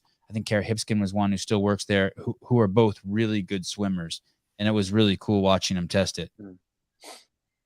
All right. I'd forgotten all of that. Thanks for bringing back those memories. Number 5 on JR's list of all-time best CrossFit workouts, Chaos from 2018. The winners, Patrick Vellner and Katie. Katrin, David's daughter, and Patrick Vellner. What is Chaos from 2018? Yeah, so Chaos was one of these other times, one of the few times where we really got to see unknown and unknowable. Dave writes about it a lot in his book when he talks about constructing the 2018 CrossFit Games and how he'd had that idea for a while to find a way to not tell the athletes what they were doing until they immediately got on the floor. And not only not telling them exactly, but telling them movement to movement what they had to do. So the athletes walk out on the floor, they see ski ergs, they see a rig, they see a dumbbell, they see a box, and they see something that looks like some sort of sled. So in your head, you're trying to think what you could be doing. And I've mentioned this before. In very few instances do you see back-to-back movement redundancies that Dave has ever programmed. Like, what venue is this? This is 2018. Okay. So it's like programming wall balls and squat snatches in the same workout, just 2 squats back to back, just because. Well, when I see this workout and I see the single arm overhead squats into the pistols, at first you think to yourself, well, you could have just done more of one or less of the other, and you still would have made the box jump overs hard. But from a really, really detailed programming standpoint, I realize now how smart it was, because if you're one of the best in the world and you go out there and you start skiing and then you see this line, you say, okay, I'm probably gonna have to do burpees. And then you see that dumbbell and they tell you to overhead squat it. The last thing you're thinking in your mind that you're about to do is another squat. So just to add to the chaos of trying to maybe predict what's coming next, remember, they didn't even know what reps they were doing. They had no clue how many they were doing. It was just really cool because they pulled it off. They said some athletes had to have judges that spoke their native language because they didn't speak English as a primary language. And yet they still did it. And it was just a really awesome show. And again, it's one of the other instances of true unknown and unknowable. So if you were in second place, you got to see the person ahead of you do this stuff? Or you're watching other competitors as you go. I think the other thing to note is look at the female rep scheme: 30 cal, 25 burpees, 40 single arm squats, 45 single leg squats. So it's just chaos. It's cool. Wait, so the women did more single leg squats? And they did less single arm overhead squats. Wow. Has that ever happened in the CrossFit Games where the women do something more than the men? And vice versa? Not in this way. Wow. Okay. That was the worst CrossFit Games in the history for me. It was the year when everything was kind of overshadowed by all that bullshit. Yeah. Yeah, I had to fire all my staff, over 100 people, and and then I was told I couldn't do the behind the scenes, and I basically just sat on a couch. I didn't. I think I went to the venue like twice for 10 minutes each. Man, that was fucking brutal. I thought I was going to be doing the behind the scenes for the next 100 years. I thought I'd be like 90 years old doing the behind the scenes, like in a wheelchair, like with like an IV. Like I seriously did. I was like, I'm not doing this forever. This is dope. Number 5 on the all-time best CrossFit Games workouts from Taylor Self is the split triplet from 2019. Take on the track triplet, Matt Fraser and Tia Toomey. Yeah, I love this workout again, kind of like what JR talked about early on in the show. It's the unknown and unknowable. And the hang dumbbell split snatches and the hang dumbbell clean and jerks, I thought were awesome. They were just so fucking cool. And it's a take on, to a degree, that workout from 2012, I believe, was 3 rounds for time. They did 8 alternating leg split snatches with the barbell, and then 7 bar muscle ups in a 400-meter run. So you have, the evolution of the pull. They go from the bar muscle up to the pegboard. Instead of the run, they have the 100 double unders, and then they take these alternating dumbbell hang split snatches, where not only do you have to alternate. Why are they called split snatches, Taylor? Why can't it just be a hang snatch? Because they were forced to split their legs on each rep. And when they alternated hands, if you're Like the snatching- Josh Everett thing? Yes, exactly. No shit. Yeah, it was so fucking cool watching them do this. And then when you switch, when you How did alternate they hands, enforce that? How did they enforce that? Was that hard to judge? no, it was actually a pretty simple thing to judge. They Okay. either split or they don't. And that's And the second time they did a split snatch in the games too. 2012, they did the split snatch, but that was with a barbell. Yeah, the And they track made them, triplet. and they made them alternate legs that time as well. So Mm-hmm. when they're doing this workout, Did anyone do all 10 hang split snatches and then just go into 10 clean and jerks and not put the barbell down? Matt for a majority of Dumbbell? the workout did 10 into 10. Noah was doing 10, put the dumbbell down, rest a little bit, 10. Matt also had a fucking handful of no reps on the dumbbell, which I remember because it's confusing him. He's alternating hands. You have to switch the lead leg. It was fucking cool. It was cool. to Oh, watch. you did have to do that? You had to switch lead leg and switch? Yeah. So every time you went with the right arm, your left leg had to be in front. Every time you snatched with the left arm, your right leg had to be in front. JR, are you surprised that Dave did that because it could lead to a clusterfuck with the judging? Because I know that was always something of his concern, like with push-ups or squats, they were always like trying to figure out new ways to make sure that they're judging everything correctly. Well, I think the standard on that was that both feet had to show movement, and then both feet had to return to their starting position before you brought the dumbbell down. So as a judge, if you're looking at feet and then you're looking up, you're really not ever having to look at anything but feet. So making sure that they correct at the top was really the only thing they had to look at. It's really funny that you talk about this in the track triplet. On the behind the scenes that Sevan does that year for that workout, this is something I never knew they did. I would love to hear like Hiller's take on it. But your judge would go find you for the following event and say, let's go do your briefing. And there's a clip that shows a couple athletes demonstrating their rep on the floor in front of their judge for that next heat. And the judge saying, okay, yeah, that looks good. As long as you do that on the floor, we're good to go. Like, imagine if they could do that now, if they could have the judge for the following heat, if they rotated heat to heat. What year was that? The judges in the warm-up area in the 2012. corral, and they had that judge have their athlete demonstrate their movement so that they could tell them, no, that's not going to be a good rep, or yes, that's going to be a good rep on the floor. And the other thing you have to note is that these are the best athletes in the world performing this. And so you don't have to worry about thousands of people on video fucking up a shuttle run. It's simple. You're either split snatching the dumbbell or you're not. And you're going to get a fucking hard no rep at the games. The judges at the games are flows. They're level 4s. You're not squeaking shit past them, except for maybe potentially this. I think what he's referring to is Noah was reaching back with his rear leg and not really reaching with the front leg. So he wasn't really showing much movement with the front foot. Right. But he was executing a split. And so maybe that's the nuance. Did Noah and Matt have a beef? I'm trying to remember. Was there tension there? Seems like, yeah, I don't know. Yeah, there was that little rocky point for Noah. Remember when there was like, I think it was Not like for me. I always 2015 and yeah, don't I you always remember? loved Noah.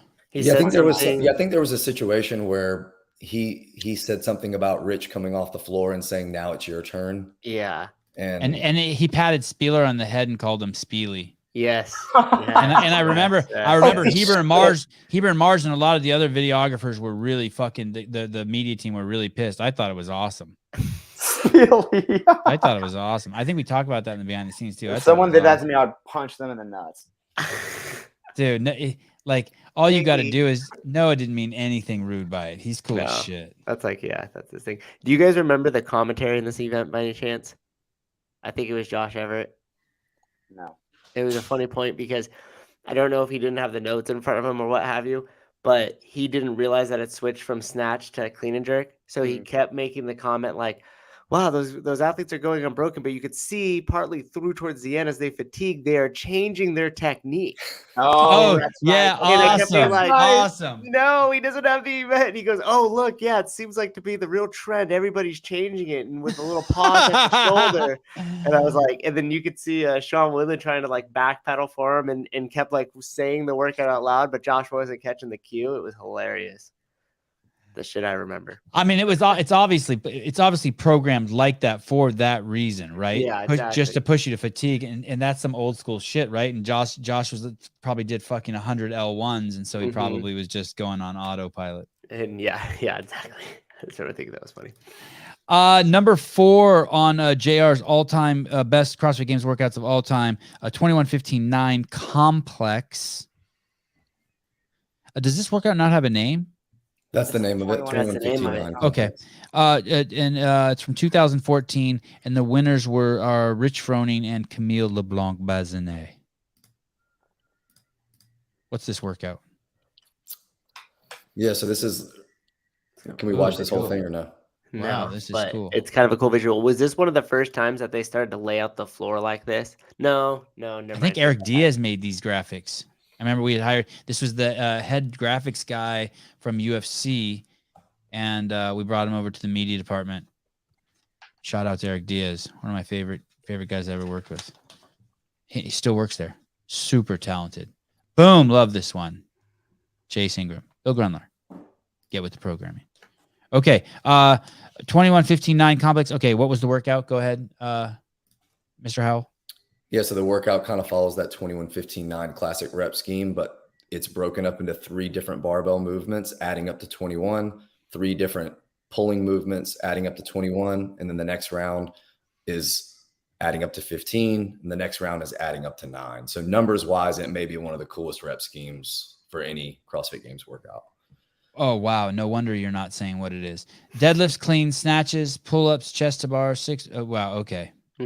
Yeah. So And basically it's easy, even though it looks like a shitstorm when you look at the numbers, it was easy to follow because they were just marching across the field, right? yeah, it's really easy once it starts to know that it's okay. It's 876, 876, then they move, and then it's 654, 654, then they move again, and then it's 432, 432. And this workout is pretty iconic because, and actually Chase gave me this info because I couldn't remember off the top of my head. I don't want to say anything wrong. This was the first time since 2010, Amanda, where Rich was not in the final heat at the CrossFit Games. Oh, Wow. that's right. So he won this workout from event 3. And it was the first time that you saw Rich probably reach the most upper ends of his capacity and not look left and right. He knew he couldn't look left and right because there was a whole nother heat of faster athletes coming. In the last, and I sent a clip of it, in the last round of 432, he does 4 pull-ups, drops off, does 3 kipping chest to bars, so not butterflies, and then goes into his 2-bar muscle ups and like barely gets them. It's probably the Scroll only down to the bottom a little bit, Souza. I want to see those reps as he's talking about it. It's probably the only time in CrossFit competition that you saw him reach the limits of his capacity, because usually he could just go 90% to everyone's 100 and still beat them. How did he win this by a lot over the first heat? Was it close? Do we know? His time. Let's see. By the way, if you want to see some really neat stuff, if this is the right year I remember, there's footage of him in the back when he's not in first place. He's not in the final heat, and it's from the behind the scenes that year. And it's Rich is back there with Darren Hunsucker, his cousin, and like a handful of other guys. Maybe Josh was back there, and everyone was fucking with Rich, and especially Rich's cousin. And you want to see a fucking champion, how Rich took it. Rich is like, and you can tell he's butthurt, but he's having so much fun still. Like even when he's frustrated, he was having fun, and he was letting everyone goof on him. And it was pretty awesome. It's a pretty awesome moment back there. He even calls me over. Like he knows that I'm filming from afar, and he calls me over and he goes, "What?" You know what I mean? Like, okay, you know what I mean?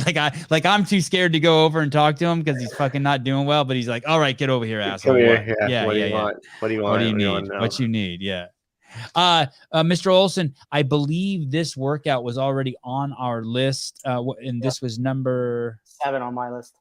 7 on Taylor Self's list. Great moment. And do you have that one on there, JR? Does that make it because not only because of the workout, but in the beginning you were talking about some of the criteria and you were talking about being sort of an iconic moment. Do you like that do you like this workout in this moment because also of how Rich handled it, what he had to do? Yeah, I kind of like it the most because of how he really needed it. Like he had to win that if he wanted to win the games. You know, he did the 333. And then he did one of those sprint events, and none of them were good. And so he kind of knew going into this workout that if he was even going to be in the final heat on the last day, he had to win it. So it just kind of showed you he did what had to be done, which was really cool to see. Also, too, like if you look at what's happened since this workout, DT, remember, had never been programmed. So if you think of DT as a barbell complex workout, you're right, but it wasn't programmed at the game until after this. They did heavy DT, then double DT. Also, what did we do this year for strength? A barbell complex. This was the first time you saw a barbell complex ever in CrossFit Games competition, which is really cool too. What's the definition of a barbell complex? Where you kind of saw like movements that could be done back to back to back. So the deadlift right into the clean, right into the snatch. Like it was a complex because it was a barbell complex of movements and then also a hanging complex, which Taylor may remember, but I can't see that coming up again since, which would be really cool if they did something like you had to do 5 rounds of 6 chest to bar, 5 toes to bar, 4 bar muscle ups, and you had to do it unbroken or else you didn't get credit for it. The only thing similar is the 2021 muscle up ladder where they did 12 ring, 12 bar type ring, but it's not necessarily complex. They just switched hanging movements in the middle of the workout. I want to just clarify here something here for Mr. Olson. He's saying Fran Isabel Grace 2012. He's referencing this. Okay. So they're on the same. Olson's got his girl. He's got too many girls on his mind. Yeah. Wait, wasn't it Elizabeth? It was Elizabeth. No, it was Elizabeth. Elizabeth was first. And then also too, I think they're referencing here where it says Hobart. In a behind the scenes, there was, I think Rich told him as him and James were in passing, and that's when they were working out together. He was like, "Hey, go faster than you think you can. Just go all out. The workout's faster than you think it's gonna be." And those were his parting words as Rich headed onto the floor to crush. I actually texted Hobart asking him what he thought of my list, and he said, "Suck it." No, it was just a funny. I said, I need your take. He said, okay. I said, best CrossFit Games against of all time. And I sent him mine. And I just tell me if you think mine are stupid. And he sent me his list and it was a good conversation. I love James. He's a good dude. I think he's coming on the show Tuesday that I'm doing with Brian Friend. I can't remember if it's about teams or masters. Oh, sweet. Number, unfortunately, we're really going to ramp up the games coverage here, guys. You are going to you're going to see something that you've never seen come out of this podcast in the next month. It is going to be nuts. Do you know who we got to help us with games commentary this year, guys? And I'm excited. You're looking at 3 of the guys who are definitely going to be a big part of it. But I spoke to Sonny Webster, the 2016 Olympian, and he'll be coming on with us to talk any barbell stuff we get. He was super pumped. And that's cool. Yeah, I'm excited that we get to work with him. Okay. Number 4 on Taylor Self's all-time greatest CrossFit Games workouts.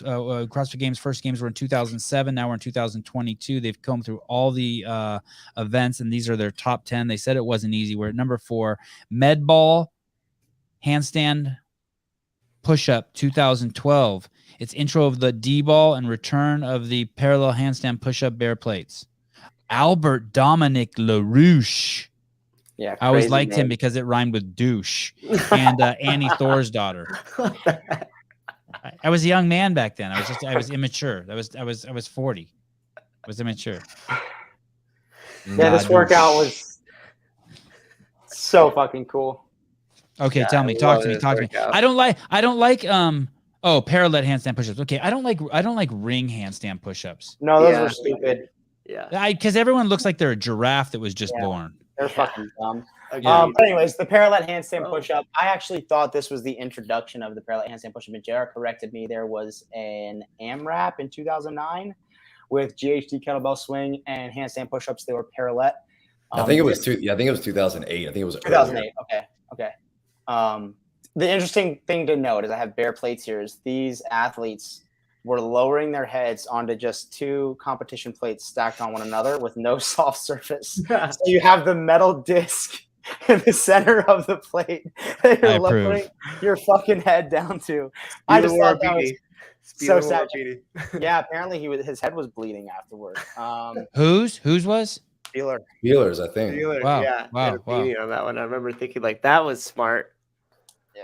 So one, it's it's a crazy cool couplet of you do your medicine ball cleans. What they call the medicine ball at the time is actually the first iteration of the D ball. Then you carry that medicine ball 100 feet to your parallettes. You do your parallel handstand push-ups. Carry it back. You do your cleans. Carry it back.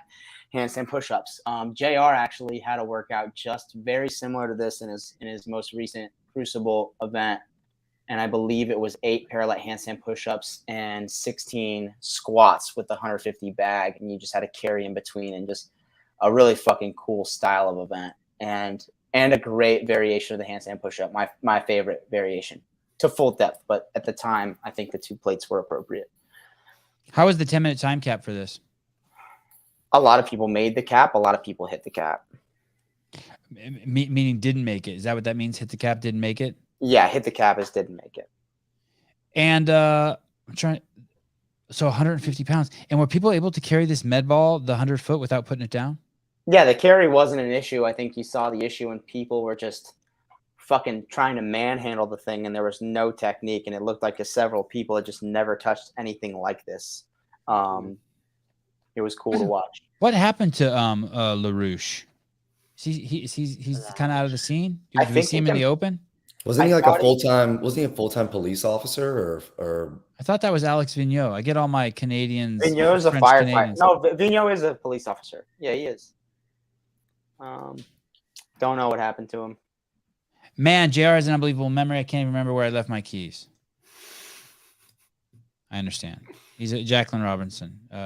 He's a police officer. 2014 333 Rich walked. Matthew, sacrilege, 50 burpees. Disgusting. That was on Hobart's. That was on Hobart's list, interestingly. Hey, let me tell you something. You want to see a young man with a broken heart. When I saw him walking, you knew something was wrong. He wasn't walking because he was tired. It was like you saw that car walking and you knew it had a flat tire or something, or a fucking blown piston, or something was wrong. Fuck, that was fucked up. I think that was the year. I think that worked out. What was that? Was that the triple three? Yeah, triple threes. That was the year Lucas Parker and Jason Kalipa, like as they crossed the finish line, they were peeing their pants. I think I filmed both of that. They're just like, what's up? They're like, we're peeing. I'm like, why? And they're like, we don't know. All right. I pissed my pants once on a run, and I was trying to. I was on a really long run, and I had to pee really bad. These dudes were laying down, and it's in the behind the scenes. Jason's like, I just can't stop. I've lost bladder control. You've never worked out so hard you lost bladder control? We had a guy at our gym do the dumbbell snatch burpee box jump over open workout, and did that. Pissed his pants in the gym. What? He's like my best friend too. I was like, that's fucking gross, dude. I'm not gonna say his name for his own sake. Anything you want to say about this one? Yeah. Oh, look at that chick. Yep, man down. Yep. They were chopping like flies out there. Wait, go back a little bit more. Go back a little bit more. I remember all this.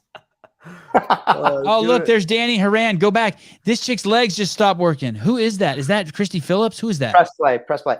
That's my old coach. That chick? Christy Phillips. That's okay. Not. So we're looking at the woman all the way to the right in the middle of the screen. Yep. And down she goes. Oh, shit. Sniper got it. I bet she pulled a hammy. It looked like they just lost.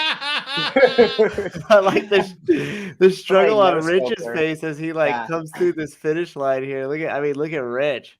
He's such a bad runner. No offense. I'm gonna tell you guys this story. You're gonna go to hell for saying that, Taylor. There was this event one year, and it was a team event, and they had to carry something on their shoulder with like kettlebell swinging. Oh, and it was so fucked up and so fucking dangerous. What year And was that? this was at Carson, and someone on the media team, and I swear to God, if I can find it, I will play that shit. Someone on the media team made a video of it.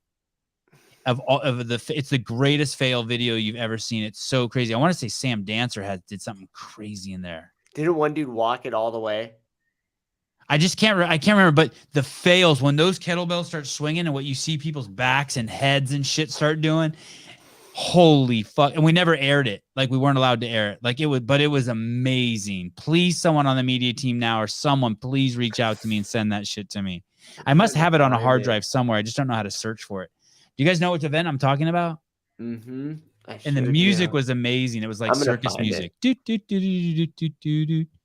Oh, it's a fucking train wreck. Swinging yoke.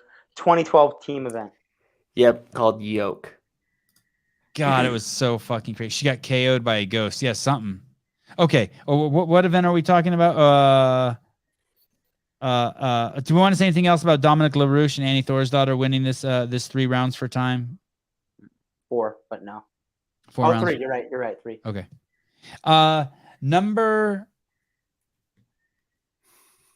Oh man, this is fucking getting complicated. This is getting 3. JR. Number 3. Number JR. 3, JR. Strongman's Fear. Oh, this was a great workout. Sick. Yes, this was a crazy workout. I remember that people were tripping. This was one we both had on the list. This one was nuts. This was like, I maybe thought David gone too far. Oh, yeah. Oh, Holy shit. It's a fucking wow. That looks like a shit show. Like Tommy Hackenbrook. That thing's going to take. Wait, is that the video that's the fail video? It No. can't possibly be. Yeah, because that thing was no. buried. We got in so They- much trouble for making that. There's a couple of them where like this guy's right about to fall, and then the video like cuts. Oh, he dropped that one.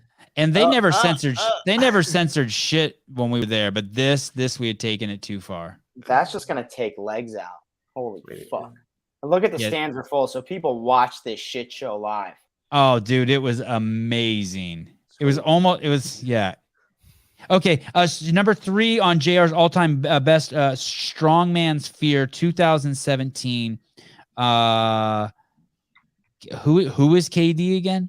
Katrin David's daughter. Ah, yes, Katrin David's daughter. Brent And Fikowski. BF Bjorgman Carl Fugmanson. Brent Fikowski. Brent Fikowski. There were some there were some dudes out there who weren't sure if they were going to pick up the farmer carry, right? Yeah, there's some 200 people pounds struggling again. with it. Oh, so tell me about this workout, JR, and why you picked it, but tell me about how crazy heavy this shit was. Yeah, so I mean, what was really interesting about it is you could have put all these strongman elements really with anything else, body weight. I mean, I think you could have put it with rope climbs. I think you could have put it with anything but the handstand walk with it. Doing the farmer's carry is pulling your shoulders down. Doing the yoke, it's taxing your midline. Doing the sled, it's just getting you out of breath. This combination with the handstand walk, like, was just so awesome from a programming standpoint. And what I think is a little bit lost in it, the athletes got to pick their own journey. So they got to decide the way they wanted to attack it. And it was so cool. You had that photo finish at the end with Matt diving into the pylon and Brent. And it was Matt dragging the sled and it was Brent carrying the yoke. So they were at the final carry and they're both carrying different implements, which is just made everything even more cool. So they had to carry something, I don't know, halfway down the field. And then they had to handstand walk 2 30-foot quadrants. So 60 feet back to get the next thing, carry the next piece down, handstand walk to carry it again. This is like a classic strongman medley type event. But Dave was like, well, instead of running back to the thing and getting it, just make them walk on their hands back to it and get it. So cool. It's so cool. And I think it's probably the best named CrossFit event ever. Mm-hmm. And And the logs in each hand, you had to pick up 200 Yeah. pounds. Yep. Was it 200 pounds in each hand? Yeah. And like you see people doing 200. So that's pound 400 kettlebells, pounds right there. You know, they can Yep. do that, but the fact that it's long like that makes it so much easier, so much harder. No, those aren't 200 pounds each. that's 50 pounds on the front end, 50 pounds on the back end, and then the log itself. Yep. Oh shit, yeah. Okay, so There's that's 200s and 400 pounds that 120s. dude's carrying. Yep. Yeah, because I remember when they were that was crazy. And they carried, you just look how they're shaped. So if you remember any of the kettlebell deadlift events where they move the kettlebells, same weight, the kettlebells are just banging against your legs. So that's a little bit easier than carrying the kettlebells like that. I also think the cool thing about this is it's like almost a take on roaming Diane with the strongman implements. You have these posterior driven core dominant weightlifting movements mixed with the handstand walk. It's a very twisted take on a workout like that. Pick your poison. Yeah, I remember being there at the camera in Matt's face when he dove across the finish line. The good old days. Strongman's number 3. Anything else you want to say on that, JR? I'm starting to move fast because I'm starting to look at the time. I'm like, holy shit. I should be drinking already. No, just kidding. Just kidding. Ish. Kidding-ish. Kinda. Number 3 on Taylor Self's all-time greatest CrossFit Games workouts, Pedal to the Metal 1 and 2 from 2015. This was the intro of the pegboard. Man, there's a lot of letters here. Who won this? Event 1 or Pedal to the Metal 1, Spencer Hendel and Margot Alvarez. Pedal to the Metal 2, Spencer Hendel and Catherine Davis' daughter. Gotcha. Sorry, you had it on here. I just wasn't reading right. Tell us about this one, Taylor. Just a sick medley of back-to-back events. One, you have the intro of the pegboard, and I remember when people are climbing it, you have the announcer saying, I venture to say most of these athletes have never touched this thing. And when you look back, this was the first year Katrin won, and she actually could not complete a single pegboard. And we've talked about that on the show, as you can't believe you can crown her the fittest on earth, where she had an implement in an event where she couldn't even do it. That's one thing. Hey, and I want to say something. If Dave did say that if Rich would have won the CrossFit Games that year and he didn't climb the rope, he wasn't going to let him win. He was going to give it to Graham anyway. He said, there's no fucking way if this fucking dude can't get to the top, I don't care if he won by points. We're not letting him be the games champ. Wow. And I don't even think they knew that. Like, he was just going to call an audible on that. I don't think there was a minimum work requirement. I think he's just like, fuck that. Yeah, I don't think there was a minimum work requirement this year either, because you see it happen to Katrin. And it's interesting to note she doesn't complete a pegboard in Pedal to the Metal 1 and then goes ahead and wins Pedal to the Metal 2, which is such a contrast to the men's side, where Spencer Hendel just destroys every one of the pegboard, kills the machines, and then is not easily, but close to the best mover on the dumbbell squat snatches and kills the first one, and then goes back and wins the next one as well, which is kind of crazy.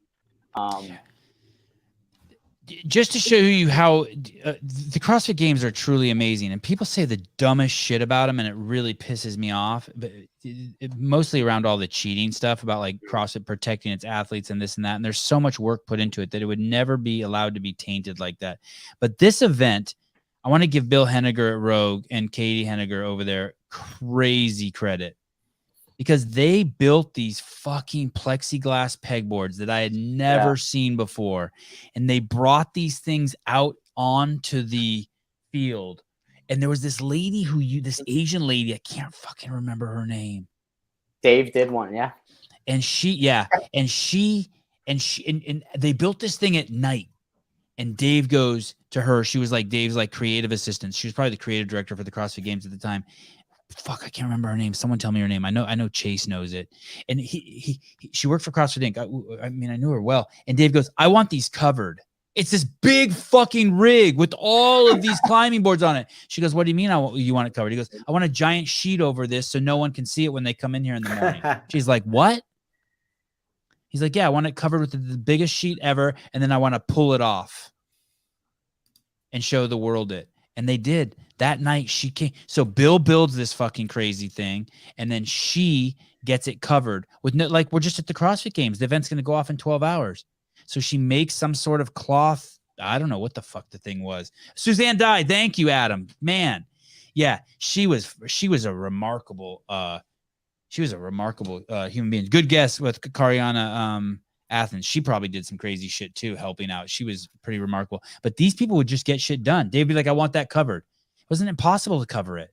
This thing was 20 feet high and 75 feet long and 20 feet wide. You can't cover it, but she did it. And then he went out there and pulled it off and climbed up, and the whole crowd went fucking crazy. And you know what's crazy too? So he does that. And 99% of the people are like, that's really cool that Dave did that. And there's 1% of the people who are like, he's a fucking asshole. He's making it about himself. It's like, go fuck yourself. We had fun watching the old man seal do that. Just stop. He wasn't making it about himself. Okay. The other thing to note about the Side rant. workout. Yeah. Yeah, sorry. Take it away from me. No, go. I'm done. Just the elegance again of the programming, of Dave's programming. The workout starts with pedal to the metal 1, and you have a very high skill gymnastics pull, 2 monostructural elements, and then a very high skill weightlifting weightlifting implement, and you've got a lower body push. So an upper body pull, lower body push. Still the pull in there a little bit with the dumbbell snatch, but for all intents and purposes, it's a squat. Then you go to pedal to the metal 2. You've got a very high skill gymnastics press, monostructural, and then a very, very heavy weightlifting lower body pull. So just a couple. That's the kettlebell deadlifts. Yep, the couple. And when you define monostructural for me, it's a cyclical and repetitive movement. So think a double under, running, rowing, biking, something that's the same modality and it's cyclical and repetitive. Is snatch a monostructural movement? Snatch would be weightlifting. Weightlifting. Weightlifting is moving an external load around the body in gymnastics. What about a heavy jump rope? What about a 60-pound jump rope? Is that weightlifting or is that monostructural?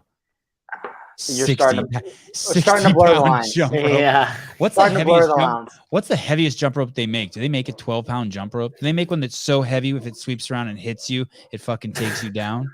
we should get that. I want to get one. It's like a log in between. It's just a chain. I guess you could do it with a chain, like some sort of Jesus, that would be so fucking dumb. Yeah, listen, asshole. You think I'm fucking asking these fucking questions for myself, you jackass? You should take the level 1. I like you, MLK. You know I'm just busting your balls. I'm gonna. Hey, what's your wife's phone number, by the way? I have that already too, but I'm gonna pretend like I don't. Michael Burns. That's a good dude. He's a good guy. Dickwad. Okay. All right. Sorry. Yes. Okay. Yeah. Thank you. It is. It's loyalty to a fault. Yes. Okay. Let me see. We did number 4. Anything you want to say about this? Or JR, you want to be like, dude? Okay, I was going to tolerate some of Taylor's bad picks, but at number 4, do you want to tear Taylor? Do you want to tear Taylor up at all, or? No, this was awesome. I had this on my list too, and I was like, we got to make sure we have this in there. So that was perfect. We missed one thing. This was also where Matt lost the games to Ben. It was the final event. He was down 8 points. Shit! Yeah, his final event down 8 points. And then he fucking blows up on the parallel handstand push-ups. Ben takes the lead and wins the games. Wait a second. This was the final event on Sunday. Ben won the games in the final event in 2015? He was up 8 points on Matt, which is not a lot. That's 2 places, and you have 2 back-to-back workouts that are 100 points each. And so Matt beat Ben. I think Matt gained 1 spot on Ben in pedal to the metal 1, meaning he had relinquished 4 points to Matt. So it was only a 4-point discrepancy. And then Matt on the second one just blew up on the handstand push-ups and Ben ran away with it. And that was the last close games ever between men and women. Right? And from there on out, we knew it was T and Matt from then on. When you put it like that. Oh my goodness. Crazy. All right. Good on you, Ben. You're a boss. I'm glad you got that in there. Taylor Self. No, sorry. J.R. Howell, number 2 all-time greatest CrossFit Games workouts. The legless. 2013, Justin Berg and Ariel Lowen won it. Josh Bridges, Alessandro Pacelli. Josh Bridges and Alessandra Pacelli from right around the neck of the woods where Matt Souza lives, and she's out of Diablo CrossFit with one of the greatest affiliate owners next to you, of course, JR, Craig Howard. Tell us about this one, the legless 2000. Oh, is this the workout? Is this the one? JR, I thought you hated this workout. I thought you hated this workout. This is the one we were talking about in the beginning that I think like my numbers really 3 with Strongman Sphere, 3, 2, and 1 still hold up. So it's been, 9 years. And I think that when you look at this workout, because it has that extra round of 27, because that has that extra round of 4 legless, it has 10 legless, 72 thrusters at 95 and 65.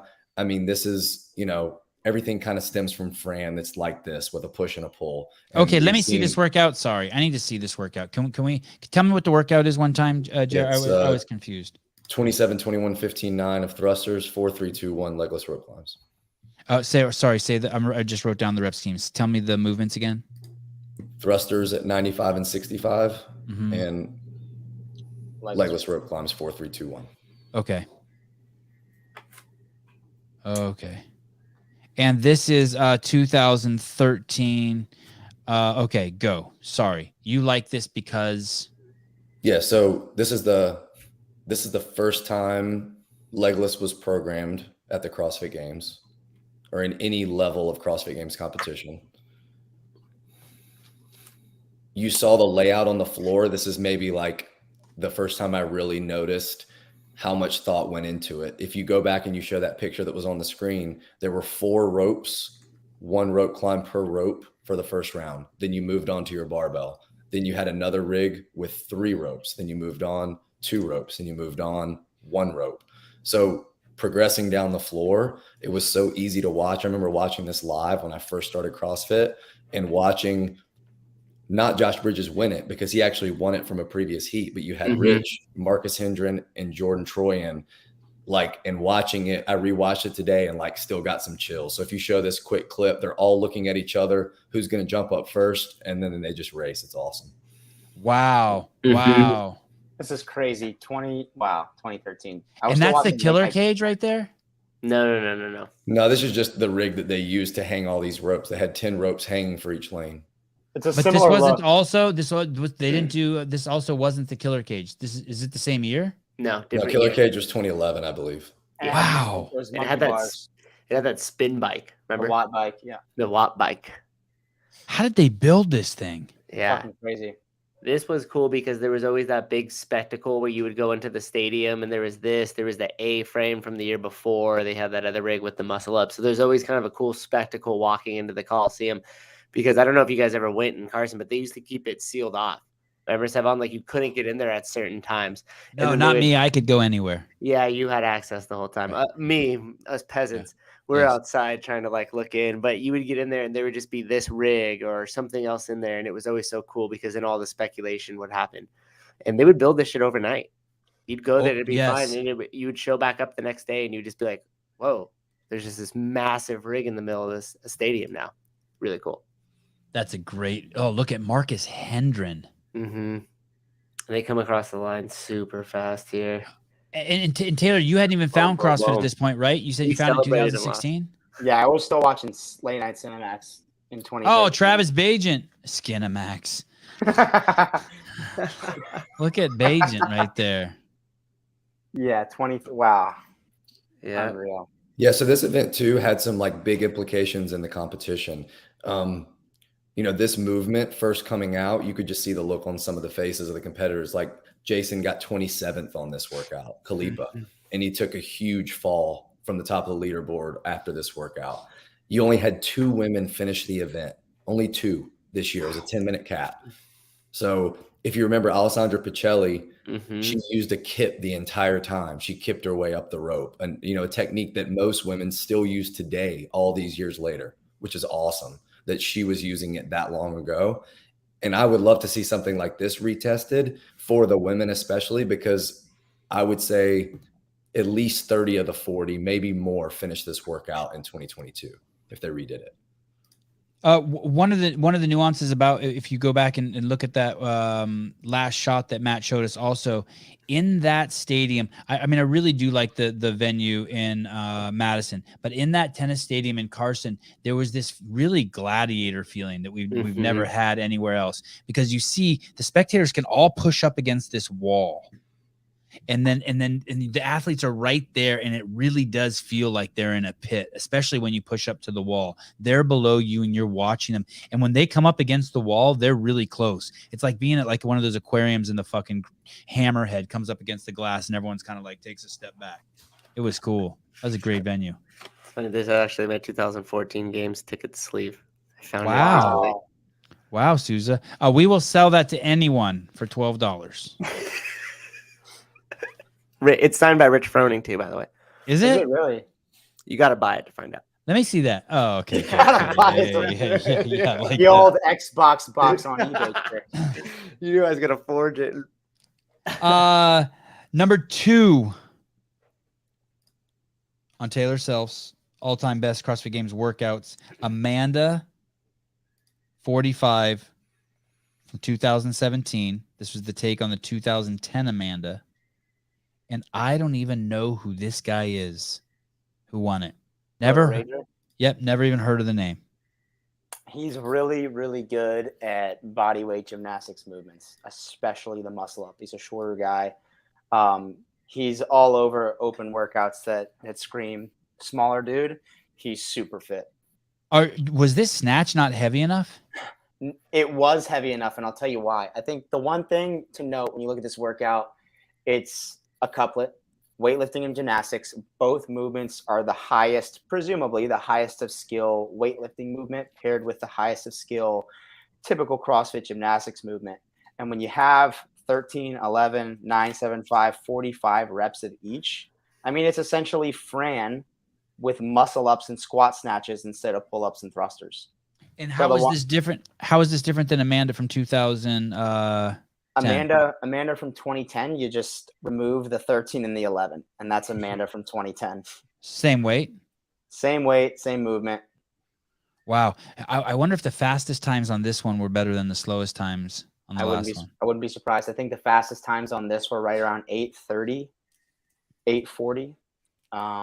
Unreal. Most of the guys are doing, I don't think anyone went unbroken the entire way on the muscle ups, and just about everyone did singles on the snatches throughout until the round of 7 and 5, or at least until the round of 5. And just such a cool workout. And interestingly enough, when you're watching the 2017 games, you're watching Matt and Ricky Garrard go back and forth on this workout and thinking, holy shit, who is this kid from Australia? And now we know. Mm-hmm. We very well know who he is. This is Ricky's first year back. Right? Oh yeah. Yep. Crazy. Crazy. Pumped. What do you think? Do you like this placement of this, JR? Anything you want to say to the man with a stash, otherwise known as the thumb, the human thumb? No, it's actually really cool that both of our number 2s, and we send each other our list, but not the order of our lists. So we just kind of knew what was in our top 10, but not what place they were in. And I think it's just really cool that you have all these sexy workouts, like pedal to the metal 1 and 2 are sexy. And you have some of the other stuff that has really fancy movements, like Strongman Sphere is pretty sexy also.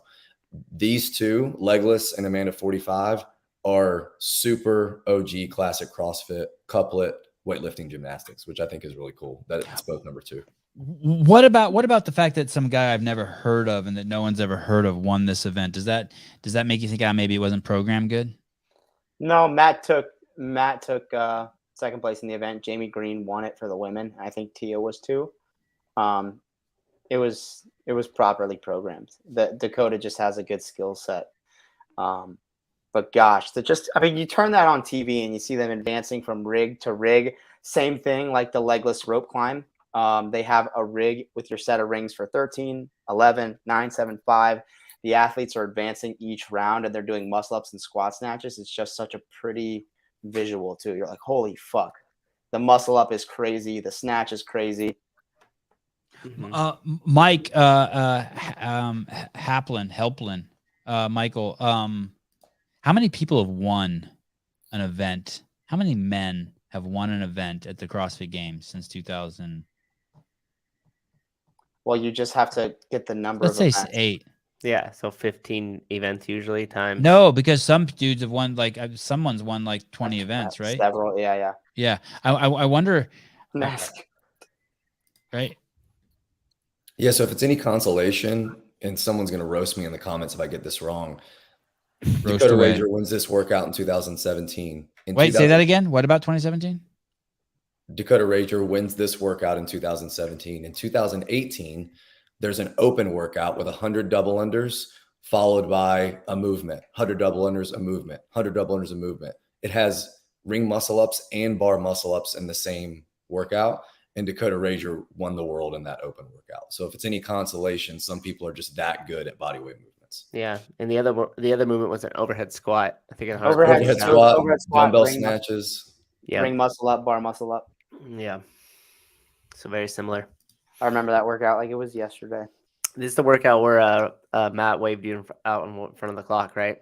Yep. He was like, Sevon, what the fuck are you doing? I can't see your camera behind your nose. Wait, which workout was This workout. this? Amanda one? Yeah. So this was in the stadium in Madison. Mm-hmm. I've told this story before, but when Matt came over to me afterwards, he's like, dude, you were blocking the clock. And I said, oh my God, I'm so sorry. And Dave walks up. I think Matt was still standing right there. He goes, don't say fucking sorry to him. I love Dave. That's so funny. Like, all right. I didn't take it back. I meant it. I'm sorry. I didn't want to block the clock. Okay, number 1 from J.R. Howell's all-time greatest CrossFit Games workouts. The CrossFit Games are undeniably they undeniably crown the fittest human being on the planet. And anyone who wants to contest that should probably be very careful with their tongue, or just start doing the open, start doing CrossFit, find your local affiliate. The game's been going on since 2007. We're headed into 2022. Up until this year, all of these workouts were programmed by the Dave Castro, who's been around CrossFit forever, and former Navy SEAL. And you could say that he brought CrossFit to the SEALs. He was one of the people who did that. It's the last 2 hours and 15 minutes. We've been going through the greatest workouts ever at these events. And we're finally at number 1. And J.R. Howell has it as the Burden Run, which is a 2013 workout. And Jason Kalipa won this. Mm-hmm. Yep, And Kalina Ladarius. who? Kalina Ladarius. Don't know her. How can I not know her? I think you would know her if you saw her. She made the Okay. games a few years in a row. Okay. Kalina. How is this? Was this hard to settle as number 1? And now I'm excited because we're coming towards the end of the show. I'm so pumped. Was it hard, JR, to narrow it down to this one? Or did you know when you built this list, did you go from 10 to 1 or 1 to 10? Neither. I kind of jumped around, but I knew this was my number 1. Really? So when the idea for this show came up, it was like, bing, that's the one. For sure. And this Okay. is And it never wavered? You weren't ever like, No. Okay. no. This to me is what CrossFit is. This is work capacity. This is heavy loads, long distances quickly. That's what this workout is. So they start off with a 2-mile run. They flip an odd object that they've never done before, a football field. They pick up a 100-pound log and they try to run with it for 600 yards. And then they drag a sled. So it's all grunt work. There's nothing fancy about it. It's just pure work capacity. What's really, really cool about this workout is coming into this year, everyone was wondering if Jason Kalipa could get his endurance better. Well, he won this workout and he won the first 3 of 4 workouts this year. He won both row workouts. So the 2K row into the half marathon row, then he turns around and wins this one. And everybody Bill, all the announcers are just like, what has he been doing? And he later comes out and says, I've been working with a guy named Chris Henshaw. So talking about like what this year did, what this workout did for him. You saw Garrett Fisher come onto the screen in this workout. Everyone was wondering who he was. And everyone was saying, oh yeah, he's been training with Jason Kalipa and Neil Maddox. They're working with this guy named Chris Henshaw. So this workout though, I love grunt work. The competition that Taylor won, I actually named the Belton Run. My gym is on Belton Drive, and the workout was kind of an inspiration for that. It was a 1-mile run and then a sled push and drag, and then it was a sandbag carry for an 800 meter, and then it was a flip sled.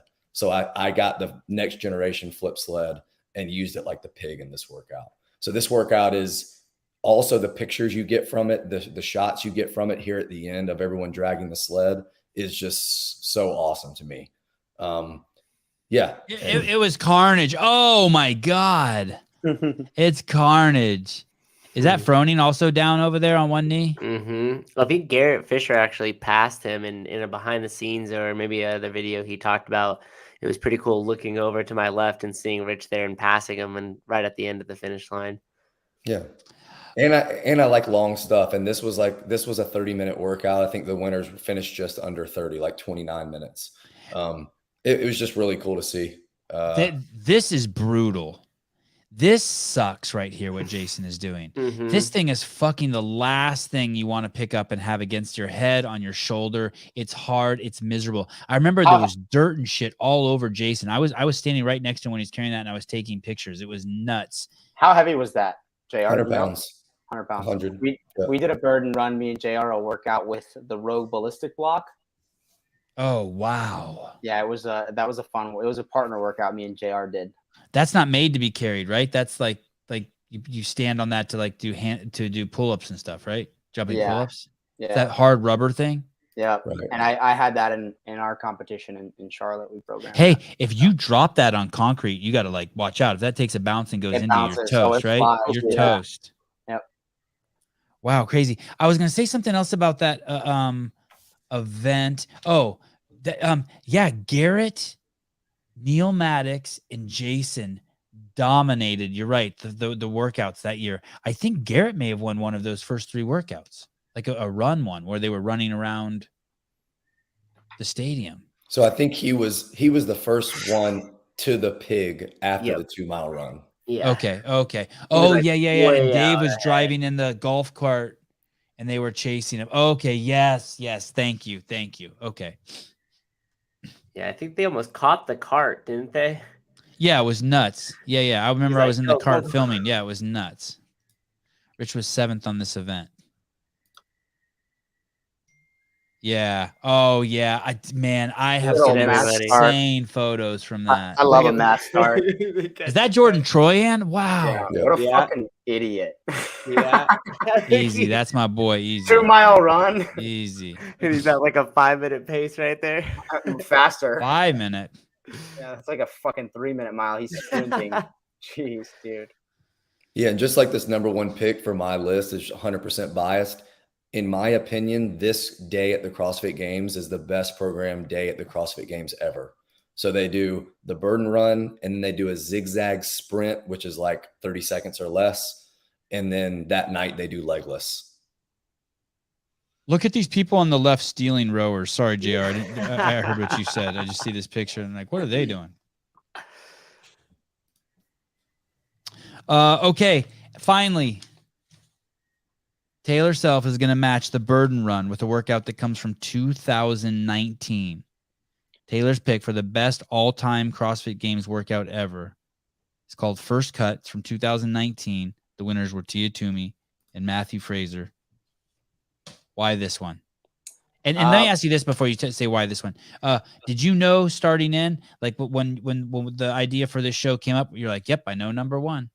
I think this was both on me and JR's list, and I think this is probably close to burden run, if not neck and neck, for his favorite or best programmed event of all time. So we both had this on our list, and yes, I for sure knew this going in. I've thought since they announced the workout that this is probably the best programmed workout at the CrossFit Games, especially in the context of the year that it was programmed. Mm-hmm. Another miserable year for me.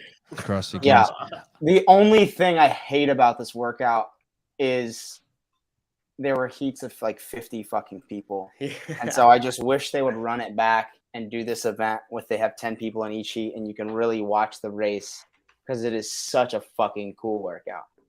So it says first cut, meaning that after this workout, they cut people? Yeah, so you had that year in 2019, they had like 140 some athletes because you had every national champion, the top 20 from the Open, and everyone who won they weren't called semifinals then, it was called sanctionals. Yeah, everyone who would won a sanctional. So you got like 140 people there. Every Tom, Dick, and Harry's invited to the games. Hunter McIntyre was there, and they're going to cut the field in half after the first event. So after one workout, 75 of you, goodbye, go home. which is it's fucking nuts. And to do that, you have to have a classic CrossFit workout that is everything true to the methodology. And this kind of fits the bill. You have monostructural with the run, gymnastics with the legless rope climb, weightlifting with the squat snatch, 2 very, very high skilled movements, and then a good dose of volume and loading. The 400-meter run times 4 is a mile of running. So you know you're going to get What the fuck are all those people doing on the field? Yeah, that's every fucking athlete. That's the competitors. And I they can't said, even get a fucking media pass this year. Yeah, holy shit. Isn't that crazy? They invited people from like Ghana who won their country.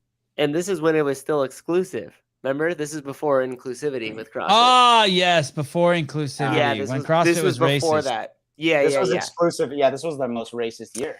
Hey, so someone sent me a breakdown of Glassman's last year and the makeup of the athletes at the CrossFit Games versus after he left. I mean, it looks like it went from a world event to a fucking KKK rally. I mean, it's fucking ridiculous. It's fucking ridiculous. It's so these fucking people were so bamboozled. Anyone who got on the Rosa train. Sorry, I want to make fucking retards, and I mean that in the clinical sense. I'm not making fun of people who are disabled. I actually mean it in the clinical sense. Okay, go ahead. Sorry, Susan. I actually loved this, by the way. Even though it's a shit show, I loved it. Those people were cool to meet. Well, that's what I was going to say. A lot of people say, oh, why would you come and you got cut and you did one workout, then you left. Yeah, they got an opportunity to come to the U.S. to do one workout at the CrossFit Games. And majority of those people that were going to get cut knew that was going to happen. Hey, they got to come to a country with clean water, motherfuckers. No, I'm joking. Sorry. I didn't realize the second event also had cuts. The name of the event was second cut. That's funny. I love the guys from Armenia never went back. No, no one from Armenia made it. It wasn't that inclusive. Hunter made the first cut, but somehow didn't know the second event also had cuts. The name of the event was Second Cut. I think Hunter beat. What place did Hunter take this? I want to say someone said he destroyed Fikowski. No, he did not in beat this Fikowski in this yes, workout. yes. Let's go yes. check. Yeah. Yes. We need yes. receipts. Hot bullshit. Sometimes I just know shit, guys. Sometimes I just know shit. Destroyed the great Brent Fikowski. No. Rich Holton, who are you kidding, Sevon? If you got a media pass, you still see. All right, fine. Fuck you. You win. Why did you pick this? I don't know. Why did you pick this? 400 meters, 3 legless rope climb, 7 snatches. We're back to your triplet. Yeah. Well, if you're gonna cut the field in half with one workout, it's got to test the broad range of CrossFit movements and modalities. 400-meter run times 4 is a mile of running, so that's a good bit of capacity. You're gonna have which let me say, Fikowski has no business running against Hunter McIntyre. Go on. Who cares? So 1600. Who's care? Who's care? 1 mile of running, a ton of running. The 12 legless rope climbs, I believe, were to 18 feet or just shy of 20 feet. Thank you, Mike Halpin. Fuck you, Mike. He was quicker than I was. I was bringing it up here. And then a super high skilled and moderately loaded weightlifting movement with the 185, 130 snatch for guys and girls. And the thing is, after 3 legless rope climbs and a 400-meter run all out, and you got to snatch 185 7 times, if you're not good at CrossFit, you're going home. Hey, when they say snatch, could you is this anyway, could you clean and jerk it? It was a squat snatch. It was a designated squat snatch. Dang. Which, he didn't beat Fikowski in any of the workouts? He didn't beat Fikowski in the 2 workouts that he got to participate in at the games. He took almost last on second cut because I think the field only had like 75 people there at that point. Yeah. Talk about fucking me spreading more rumors. I should just call my show Rumors. Yeah. I'm an embarrassment to the sport. 19th and 17th. I would have destroyed Fikowski in a 1 mile run if I hadn't gotten cut in the CrossFit. Hunter made a fool of himself during his Fikowski beef. Is that how you spell beef? Like when you're talking about that kind of beef too? Yeah. How do you think they spell it with a I don't think there's any other way to spell beef. There's not like there. How about beef cake? Still the same. Oh damn. We can't have 2 of the all-time. We can't have 2. What is the best all-time workout? Yeah, we can't have 2. gentlemen. It's 2:20. We've been on the show for 2 hours and 28 minutes. With Why are- unconclusive results. The people deserve one. We can't have If- North and if- South Korea. If you could, We if have you- Florida and California, which is kind of weird. Go ahead. Sorry, JR. if you could take one workout every year and line everyone up and say, we're going to cut half of you, it would be something like First Cut for sure. That's the most, for what it was designed for, that's the most balanced, Mhm. well-programmed workout ever in the CrossFit Games. So you're Yeah. saying I fucking hated the fact that they ran the games like this, but since they did, they actually did a fucking pretty good job. Dave did a great job with that workout and the Mhm. second workout. Hey, Mhm. I think that was the first year that he was actually there was a demand on him to do certain workouts. There were a lot of demands on him put that year. Man, I could tell you some fucked up shit that happened to him. Every year, I'll say this to you guys. Yeah, it's not going to be that powerful. Because if I can't give you an example, if I can't give you examples, you're not going to really appreciate it. But every year, right as the games would start, some pressure would fall upon Dave that didn't need to fall upon him. There would be something that happens to him from CrossFit wise. I'm not talking like, like a death in the family, but I'm talking about there would be some huge shift. Something would happen. So I'll give you one idea. One year at Carson, ESPN had released a article in their magazine taking a shot at CrossFit, making fun of CrossFit, talking shit about CrossFit. And Greg was fucking pissed. So Greg said, fuck them. We're not giving them the live feed. And it was supposed to be on ESPN, and Greg's saying no live feed. Now here's Dave trying to run this event, and now all of a sudden the live feeds, if we don't have the live feed with ESPN, all sorts of other shit would unravel. Mhm. Sponsors, time demands, the whole thing, it would open up this whole cascade of shit. But it was fucking Greg's company. So it would always be something like that would happen where there's thousands of moving parts already. But although he didn't have to do it with Hiller, there was no Hiller back then. Thousands of moving parts already, and then something like that. And every year it was like that. Yeah. I mean, 1 year, and that one, and there were some really bad ones. It was crazy. It was It always seemed from the outside looking in, he was swimming upstream. It Like did whether- okay. yeah. Because he was basically trying to be. There was so much attention on him, yet he was trying to get sniped. Hmm. Like during he- the games, it was so fucked up. There was like stuff that could just wait. Yeah, well, he was dealing with multiple dichotomies. He was dealing with the dichotomy between Greg and in the CrossFit Games. He was dealing with the dichotomy of ESPN in the CrossFit Games, the dichotomy of sponsors in the CrossFit Games, athletes in the CrossFit Games. Every single one of those events is a performance. He's coming out and putting on a grand performance and shutting it down, building a new one, putting it back up. Like, imagine all of that to have to swim upstream against. Like, nobody's showing up and being like, hey, let's just make that easier, and we're going to communicate and not put a bunch of pile of shit on you while you're still trying to operate this event. I mean, even just getting shit off on time. And I mean, Jerry, you could probably speak with this, like with the events that you put on, just getting it off on time, not trying to sync up live events, not trying to make sure that, hey, that athlete's belt has a different name on it. You need to go put a piece of electrical tape and tape that up and everything else. And all of that is falling on his shoulders still while just trying to get the event off. So Eric, I want to explain to you something. So ESPN doesn't need to agree with CrossFit 100% to work with who cares? I'll just give you one example of why, just so you know. Anyone who's confused,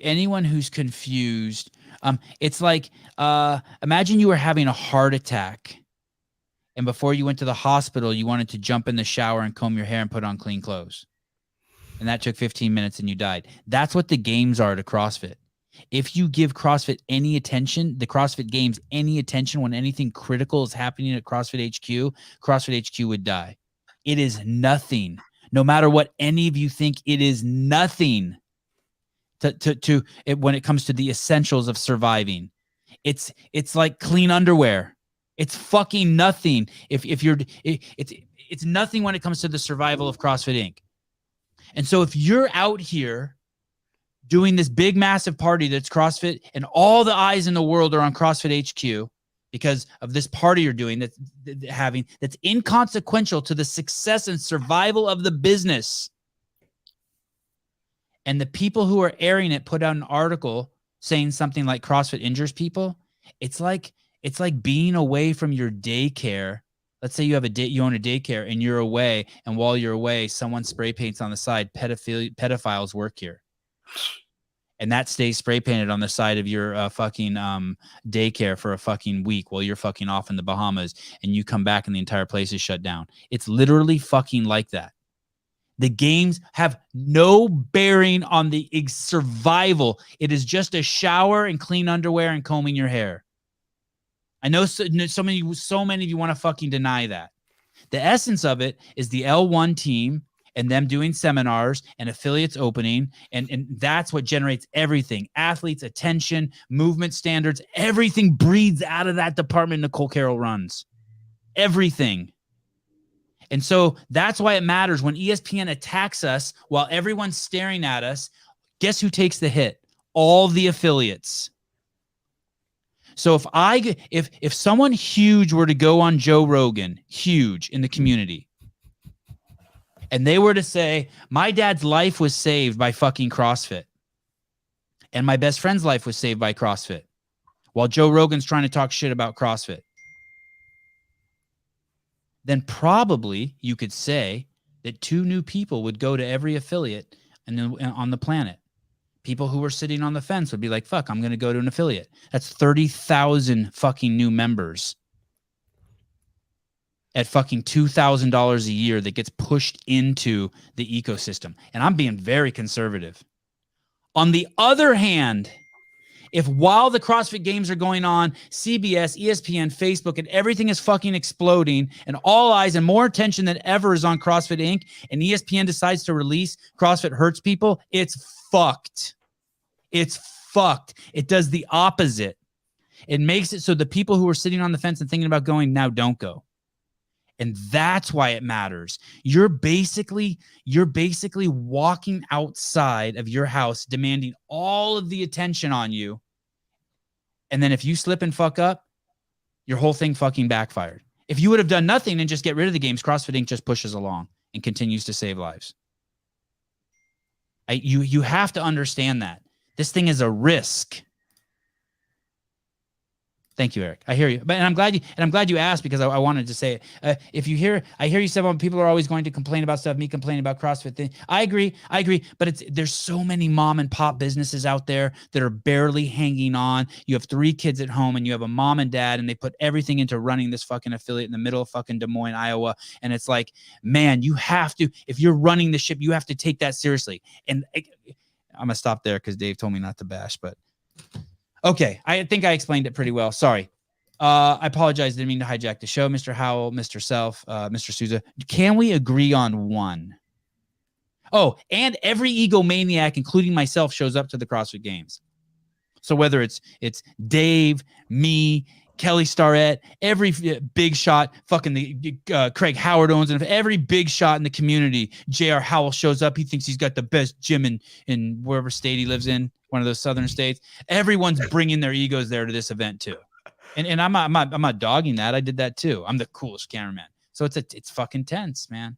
The coolest RX bar guy shows up.